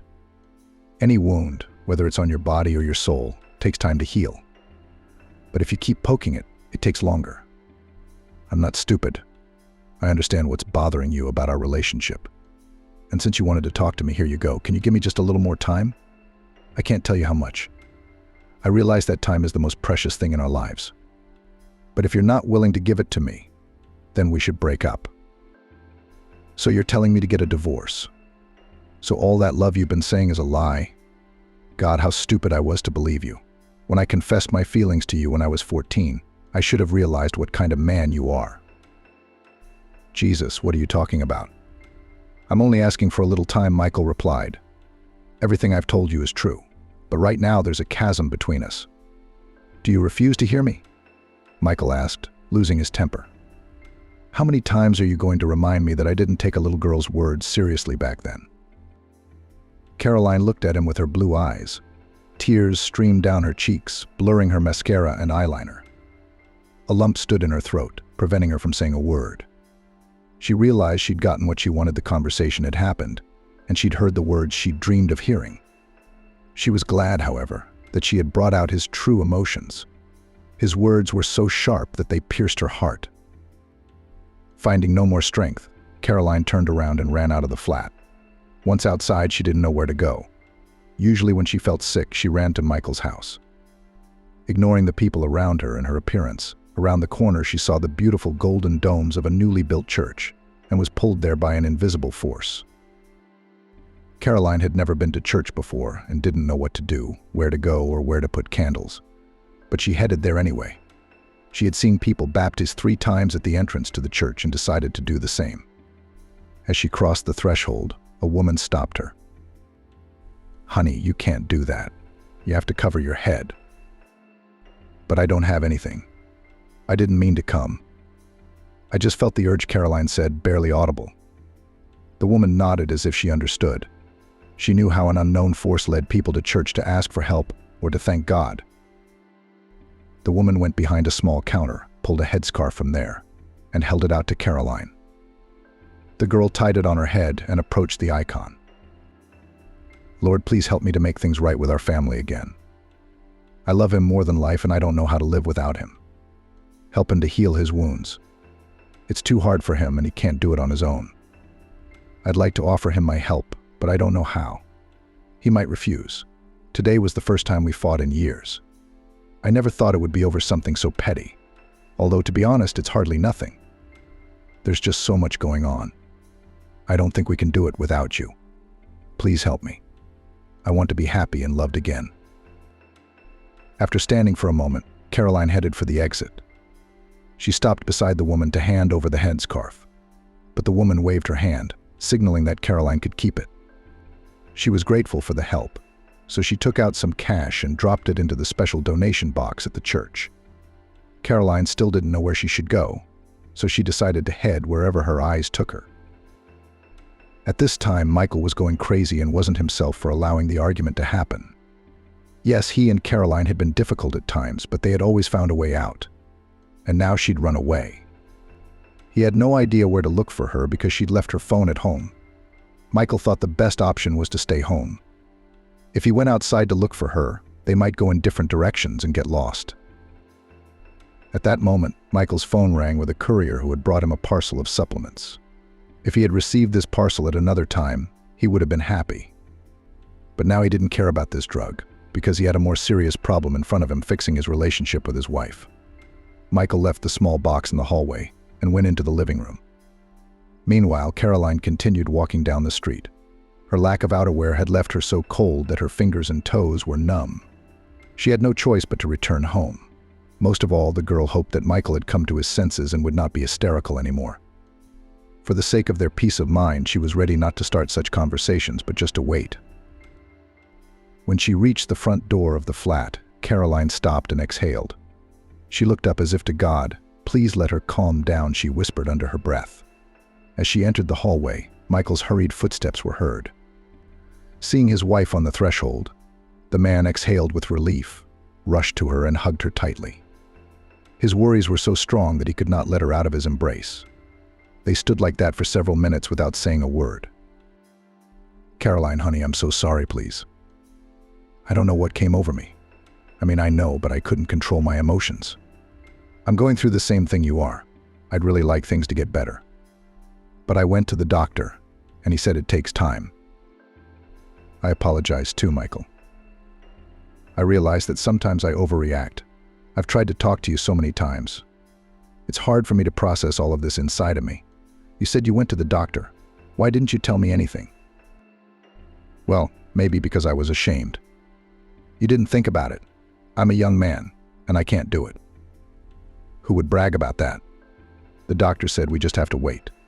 Caroline and Michael sat on the couch discussing a serious problem. "Isn't there any other option?" she asked Michael. In his opinion, the only solution was to wait, and if necessary, to take pills that had an immediate effect. "Have you taken these pills before? Maybe we could try them?" Caroline asked with hope in her voice. No, Caroline. Those pills won't have any effect. You have to be treated for your body to regain function. It's like a ventilator. Your body can't breathe. You're put on a ventilator that does it for you. Taking these pills that the doctor prescribed to me has exactly the same effect on the body. I don't want that. I want to feel like a man again. Love my beautiful woman night after night. Is that too much to ask? Caroline realized that if this conversation didn't end now, they might have a fight. She had made a promise at church that she was willing to give her husband as much time as he needed. "Okay, I heard you. I'll wait as long as it takes. Can I just ask you one more question?" "Thank you, dear. I'm glad we could come to an agreement." "Go ahead." "There was nothing on the dresser when I left. What's this little box? Where did it come from?" When I left the doctor's office, I didn't believe what he said. I started searching the internet to find out the real cause of my condition. But on one of the sites I came across an advert for a male strength supplement. And at that moment, it seemed to me a super attractive offer. So, anyway, I ordered it. It arrived today while you were away. I'm anticipating your next question, so I'm going to answer it right away. No, I'm not going to take it. You see, it's just that it's been so long since the doctor's appointment that I've been able to accept what he said. I'm taking some other pills that I've been prescribed to calm me down. It should speed up the recovery process, Michael said. I heard you. Let me just hide it so it doesn't get in the way. Or maybe we could just throw it away. But why? Maybe we could give it to one of our friends as a joke. Caroline took the little box and carried it into the kitchen. On the way, she scrutinized it carefully, studying the composition and method of application. Even though Michael didn't want to take any more of it, Caroline decided that she knew better than he did what was best for him. If he didn't want to take care of his health, she would take care of it herself. In her opinion, the supplement could not bring any negative consequences, so there was nothing to be afraid of using it. Opening the bottle, Caroline smelled a pungent herbal odor. The girl thought that it would not be possible to simply add these drops to food. She had to think of something tricky. The best way to do this was flavored tea. She could add the dietary supplement to the drink without Michael noticing. Caroline didn't want to wait for the right moment and decided to act right away. She went to the kitchen cupboard, opened it, and began studying all the teas they had. She needed to find one that had the most pungent odor. She found a mango-flavored tea. Caroline knew that Michael loved a drink with that flavor more than anything else in his life, so the girl needed to make a separate tea for herself. She brewed her favorite bergamot tea in one of the beautiful mugs she had recently bought at the mall. For Michael, on the other hand, she made mango tea in a teapot. She had to be careful not to let her spouse walk in at that moment. Quietly looking around, Caroline pulled out a small vial of herbal drops for male power. As she was measuring the right amount of drops into the kettle, the vial fell out of her hands and she poured about a third of the entire volume of the supplement into the kettle. At first she was afraid that she might overdose, but then she remembered that the drug had a natural composition, which meant that it couldn't do anything bad for a person. Caroline didn't pay much attention to what she had done. She tried to catch the aroma from the drink and realized that she could only smell mango. The girl was satisfied with this result and took the drinks to the living room, where Michael was waiting for her. The young man was a little surprised when he caught the aroma of familiar tea. Caroline hadn't asked him before if he wanted tea. I decided that after today we needed to calm down, Caroline said with a sweet smile. So I made our favorite teas. I made bergamot for myself as always, and I picked out a mango one for you. Do you want me to get you something for your tea? The only thing I want for tea is for you to be with me right now, Michael said warmly, pouring tea into a mug. Caroline watched him as if mesmerized. She decided that her only mistake had been in not tasting the drink. It might not have smelled different, but the taste might have given away her devious plan. To her delight, Michael hadn't noticed anything. Caroline hoped that a larger dose of the drug would speed up its effects. Periodically she looked at Michael but realized that nothing was working. Then the girl moved to active actions, began stroking and kissing her lover. However, it was obvious that he was not happy about this behavior. Completely desperate, Caroline went to the bedroom to get ready for sleep. Half an hour later, Michael came into the bedroom. He lay down in his seat. Everything was as it always was. It took Michael literally minutes to fall asleep while Caroline twisted around and couldn't find a comfortable position. When she did get comfortable, she couldn't fall asleep. Her head was filled with thoughts that kept her awake. From time to time, she looked at her husband. She loved him with all her heart and soul and wanted everything to return to normal as soon as possible. While Caroline sank into the realm of Morpheus, she dreamed wonderful good dreams. It was times like these that she truly rested in the dream realm. Their relationship with Michael was still good as before. The young man loved his spouse, cared for her, protected her. Caroline dreamed that they were with her husband on a yacht. A light sea breeze, the salty taste of the sea appeared in her mouth. Everything was so beautiful. However, even in her dream, Caroline realized that it would soon be over. Through the dream, she heard that Michael began to cough. When she opened her eyes, she saw that her husband was grabbing his throat, coughing and moaning. It seemed to her that he was still asleep, so she decided to wake him up. As soon as she touched his body, the man opened his eyes abruptly. The whites were completely red, with burst vessels. The coughing was getting worse by the minute. Caroline quickly jumped out of bed and ran to the kitchen to fill a glass of water. When she entered the bedroom, she saw that Michael was already beginning to choke. She sat down next to him, put her arms around him, and held out the glass, but he knocked it out of her hands. As much as Caroline wanted to help him, she realized she couldn't. Then she immediately ran around the flat to find her mobile phone and call an ambulance. There was no way she could help Michael because she didn't understand what was happening to him. She could only hope and trust that the medical team would arrive within minutes. Michael's breathing was getting heavier. With each passing minute, his face began to take on a purplish-blue hue. The panic inside Caroline was beginning to rise. However, at that moment, the intercom rang. It was an ambulance. The paramedics quickly entered the flat and went to Michael's flat. The crew stood in the doorway and watched them examine him. Almost immediately, they said it was a swelling of the larynx that was caused by allergies. Caroline was in shock at this diagnosis, because she and Michael had never noticed any signs of allergies in him before. The paramedic gave him a few shots, and then they loaded the young man into the ambulance and took him to the hospital. Caroline went with them. She could not leave her favorite man alone in such a difficult situation. The young man was immediately taken away. At that moment, a doctor came into the corridor who wanted to talk to Caroline. "Hello, I need to ask you some questions," the doctor asked in a calm voice. "Can you please tell me what your husband is allergic to?" "Good evening. I can't answer that question because nothing like this has ever happened to him before." "This is the first time," Caroline said, shifting from foot to foot. "Well then, think about it and tell me, what was the most unusual thing you've consumed today? Or maybe you changed a new laundry detergent." The doctor kept asking questions. "No, it's the same. I can't tell you that we had any unusual meals. Everything he ate today he's eaten before." "All right, what about drinks? Did he drink any alcohol today? You know, sometimes a reaction like that can be triggered by red wine." "No, nothing like that. I would have told you about it."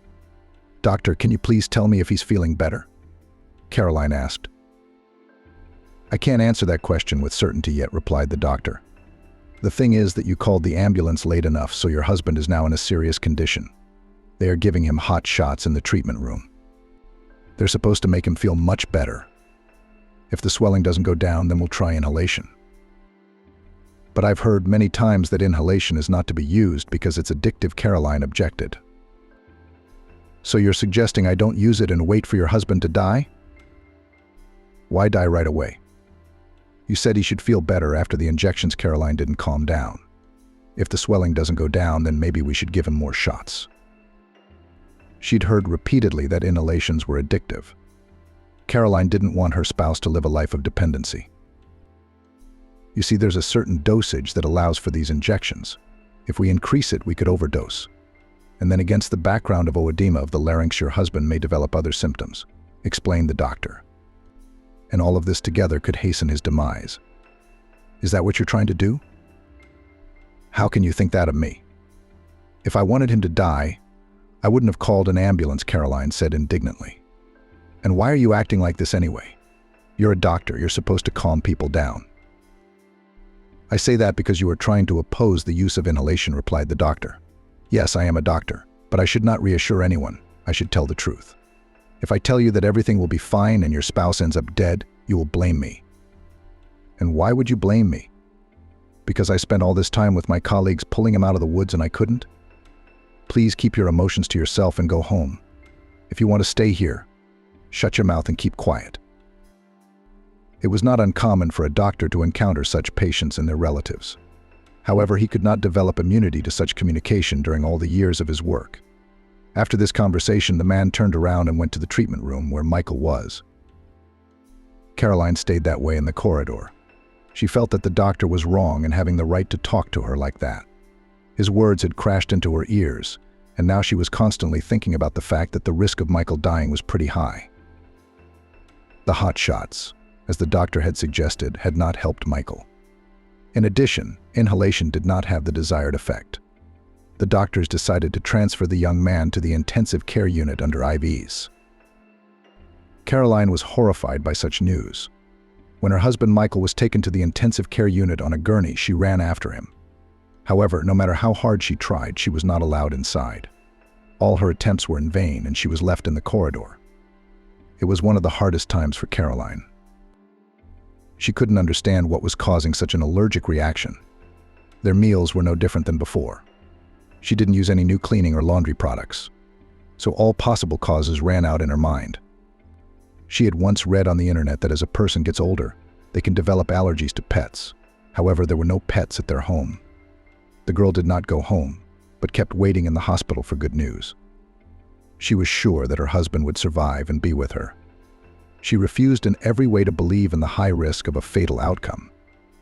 At first, the doctors and nurses tried to persuade her to go home. However, when they realized it was useless, they passed her by as if she was not there. This attitude made it even harder for Caroline. Throughout her life, doctors had always been angels in white coats to her. However, now she faced a completely different attitude to patients and their relatives.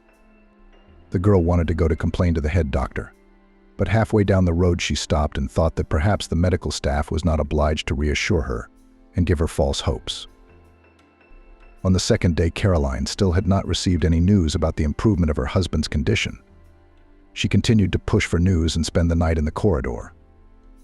At some point, the thought crept into her head that perhaps she was to blame for her lover's condition. She remembered the drug she had mistakenly put in his tea. Perhaps that was what had caused such an allergic reaction. Given that the dosage had been exceeded several times over, the likelihood of an allergic reaction was increasing. The feeling of guilt did not leave Caroline throughout Michael's treatment. After a few days, the young man felt better. After a while, he was moved to a regular room. Caroline was overjoyed at this news and couldn't believe that he had managed to recover.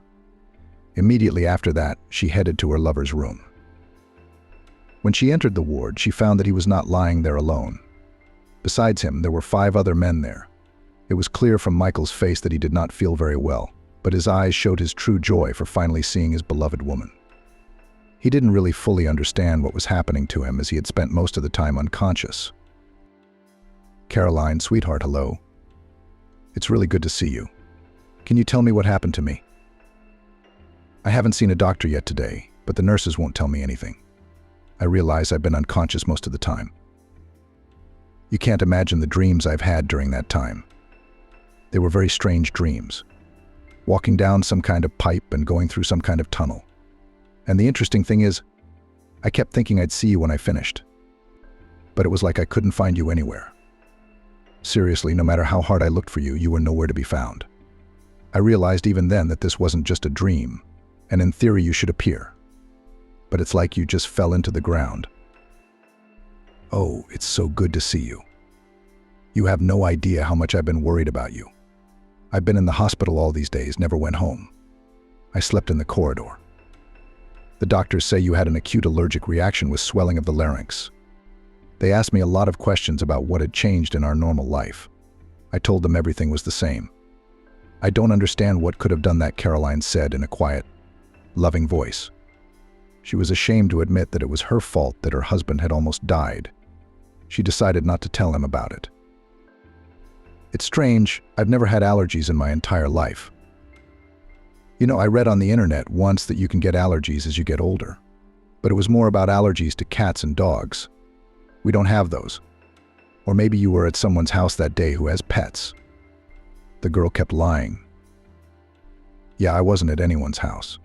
It's weird. You'll have to take special tests right after you're discharged to get your allergies out. It'll help keep me out of these situations in the future. Michael was on the mend. Caroline still continued to spend the night at the hospital. She was already comfortable leaving him alone, but she couldn't afford to come to their house alone. Everything around her would remind her of the day she had made the fatal mistake. The young man was discharged after about a fortnight. During this time he had lost a lot of weight because he had special nutrition. This was necessary so as not to cause another seizure. After the youngster returned home, Michael immediately took sick leave from work. He needed some time to recover. Caroline was all over him, trying to please him in every way. Her guilt never left her, but grew every day. She feared more than anything that her beloved husband would find out that it was all her fault. To prevent him from having such thoughts, the girl constantly pampered him with various goodies. Every day they spent all the time together. The first few days they did not leave the house at all, lying on the sofa, watching TV, playing board games. Things went back to normal. Caroline was glad that things were back to normal between them. One day Michael decided to surprise his beloved and cook breakfast in bed. Returning an hour earlier than his wife, he went to the kitchen. He then wanted to treat Caroline with delicious pancakes and fresh coffee with jam. Michael started exploring the kitchen looking for all the necessary ingredients. He really didn't know very well where everything was, because Caroline didn't let him anywhere near her territory. She thought that a man had no business being in the kitchen if his wife didn't work and was a housewife. When the necessary ingredients for the pancakes were found, the man started cooking. Several times he cursed loudly because the pancakes did not want to separate from the pan at all. He never understood how the cooks were so good at flipping pancakes without even touching them. No matter how hard he tried, he couldn't do it. In addition, Michael could not adjust the fire on the cooker. Pancakes burned or did not reach. Despite the failures, Michael still managed to make an impressive stack of pancakes. He thought it was an impossible task, which he managed. Yes, the pancakes were thicker than his wife's, but it was the first time he had ever cooked them. The products were lying on a beautiful plate near the window, and the sunlight was falling on them. At that moment, Michael felt like decorating breakfast. The young man opened one of the cupboards, which he thought should contain all the syrups and additives for desserts. There were indeed a great many bottles there. However, most of the names were either in a foreign language or erased. He felt a little uneasy when he saw a small vial of male strength supplements among all those bottles. He was somehow sure earlier that Caroline had thrown it away because he had asked for it. But despite that, the vial was still standing. And then Michael picked it up and found that a third of the volume inside was gone. He was surprised by this, as he couldn't understand where Caroline could have used the supplement. The initial thought that popped into his head was that his spouse had a lover. That thought left as quickly as it came to Michael. The young man thought that if it were true, Caroline wouldn't complain about the lack of intimacy. Michael stashed the vial in his pocket so he could ask his wife questions after breakfast and then started brewing coffee. When everything was ready, he loaded the pancakes and 2 cups of coffee onto a special tray and carried them into the bedroom. When he opened the door, he found Caroline still asleep. He thought about the fact that the girl must have been very tired during all those weeks living in the hospital. She, unlike the patients, was not provided with a separate bed and had to sleep either sitting up or curled up on the narrow benches. It was obvious from her face that she was enjoying her sleep. Michael noted how beautiful she was, so much so that he didn't want to wake her. Despite this, however, the young man walked over to the bed, placed the tray on the bedside table, and leaned over to his beloved. Hugging her tightly, he began to whisper affectionate words in her ear. It wasn't clear whether Caroline was awake or not. However, the corners of her lips lifted up slightly, creating a beautiful smile. When Caroline woke up, opening her eyes, she saw her husband, her lips stretched in a wide smile. She moved slightly so Michael could lie down next to her. The young man could not resist such an offer, so he immediately gave in to the entreaties. The girl enclosed her lover in an embrace and reached for him with her plump lips. The man did not leave Caroline without a morning portion of caresses and began to reciprocate. At some point, Michael realized that Caroline wanted more from him. However, he wasn't ready for that yet. It was at that moment that he decided to stop her and tell her what he had made for breakfast. "I made the pancakes myself," Michael said. "I can't believe it. In all these years, you've never made me anything. How did you do that?" Caroline asked excitedly. "Well, of course I've never cooked before. You never let me go anywhere. Remember, I've tried to make us dinner or lunch many times, and you've always said I'll do it myself, and I've loved cooking since I was a kid. But for some reason, you clung to that kitchen and you weren't ready to give it to someone else. To be honest, sometimes it was so frustrating that it seemed to me that I was not your favorite person at all, but some stranger." "Why do you say that? On the contrary, I always wanted to take care of you. You'd come home from work tired, you had a lot of big orders, after which I realized that you didn't want to do anything. And you'd rush into the kitchen to make dinner. How could I let that happen? I'm a housewife, so I have to do everything myself. It's precisely because cooking calms me down. I'm chopping something up, slow cooking on the cooker. With each clatter of the knife against the board, it's as if the anger is released and the fatigue goes away. I didn't understand what you wanted, what was best. I tried to tell you that it wasn't hard for me, but you wouldn't hear me. For some reason you got it into your head that I was tired, and therefore I should lie on the sofa." For a few more minutes, the young people argued among themselves about who should cook. Despite the fact that Caroline was completely against Michael going near her kitchen, she did tell him that she would give him her space a few times a month to make them happy with a delicious meal. After that, the young ones proceeded to breakfast. When Caroline put the pancake her husband had prepared into her mouth, she melted with pleasure. It was so soft and buttery that she didn't need to chew it at all. It melted in her mouth. When she decided to drink it with coffee, she mixed up the mugs. She never drank hot drinks with sugar, because she thought that sweeteners spoilt the flavor of the drink. So when she took a sip from Michael's mug, she immediately blinked as if she had eaten a slice of lemon. At that moment, Michael laughed. It seemed to Caroline that this was one of the best days of her life. In her opinion, she and Michael had never been able to spend so much time together. They were devoted to each other. When breakfast was over, Michael decided to ask his beloved a few questions. "Sweetheart," he said, "I realize this isn't a good time, but you know I can't wait until tonight or tomorrow." "What's wrong?" Caroline sounded worried. She immediately began to go over in her head the points at which Michael could be having a serious conversation. However, nothing had happened recently. "You see, I was making breakfast today, and I didn't know where all the groceries were," Michael explained. "So I must have searched all the cupboards. And when I opened the cupboard where the syrup should be, I saw this." He handed Caroline a small vial of the male enhancement product. "I noticed that there's about a third of it missing," Michael continued. "You may not want to talk about it, but I can't live with the idea that you're somehow taking this stuff. First of all, I'm curious, and secondly, I'm worried." "I don't know," Caroline replied.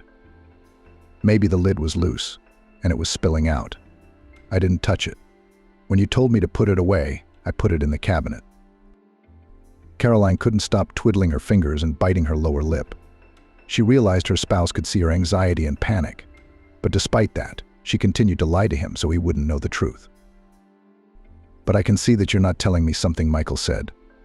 "Tell me honestly, do you have a lover?" "That's the only explanation I can think of. I would never have thought you could have someone on the side." But with the way things have been going lately, I can understand that. So I'm asking you to be honest with me." "What lover?" Caroline exclaimed. "Are you out of your mind? That's why I've been hitting on you every night. Do you have an ounce of conscience? No one could ever love you as much as I do. There's never been another man in my life but you. When you and I got married, all my friends told me I was doing it for nothing. They said I didn't try other men, and then I'd go out with other men. But I don't want other men. I just want you, you know." "Okay. I'm sorry," Michael said. "I didn't think it would hurt you that much," Michael said. "I just asked the question with the first thought that came into my head. Then I thought it couldn't be, but I decided to make sure I was right anyway. Then tell me, where did the drug go? You couldn't have taken it yourself." "I couldn't. That's why you drank it," Caroline said with a serious face. "Why are you looking at me like that? What am I, your enemy? I'll tell you how it happened. But if you start getting angry like you always do, I'll just turn around and walk away. Do you understand?" At that moment, Michael nodded his head slightly. "It's because we don't have a sex life," Caroline continued. "I completely understand that you're stressed, but I don't like the fact that you're not doing anything about it. You've had a doctor prescribe pills and you refused them because it was beneath your dignity. And you only thought of yourself then. Who's going to think about me? When I came home and saw that bottle, I didn't realize what it was. But when you told me it was special for male strength, I was glad in my heart. I thought, well, at least you're going to do something about it now, right? I was wrong. And this time you told me to just throw the bottle away because you changed your mind. You didn't try it and you changed your mind. And I decided that this time I would think for you." Michael listened to his wife with his mouth open. He couldn't believe that she could do such a thing. After all, this is not just some joke. Although the drug is safe, it still has contraindications. How can you put someone on medication without consulting a doctor? "And I thought I decided that you should take the drug," Caroline said. "I was making your favorite mango tea and I wanted to measure out a few drops of the drug. But it fell out, and a large amount spilled out. I was hesitating whether to carry it or not. Then I looked at the packaging, read that it was all natural, and decided that it wouldn't do any harm. And yes, Michael, it's my fault you spent a lot of time in intensive care. I'm the reason you got allergies." Tears began to pool in Caroline's eyes and she began to sob. "I wanted what was best for you. You know, I'm tired. Okay, we don't have intimacy, but you don't even hug me or kiss me. It's so rare. It always makes me want to cry. I didn't think it would be like this. You never told me you had any allergies. And these are pretty popular, common ingredients. You can't be allergic to ginger. You love ginger biscuits. You think all the days I spent in the hospital with you. I didn't think about it," Caroline said. "My guilt always haunted me. I cried. I prayed to God that you'd come out of it. I didn't want to tell you right away that it was my fault. I thought I'd tell you later when you'd recovered. But today you wanted to make these pancakes for some reason." Caroline started to get hysterical. Michael could not look at her in such a state, so he immediately rushed to his beloved and put her in a tight embrace. He understood where the drug had gone and realized that she hadn't done it out of spite.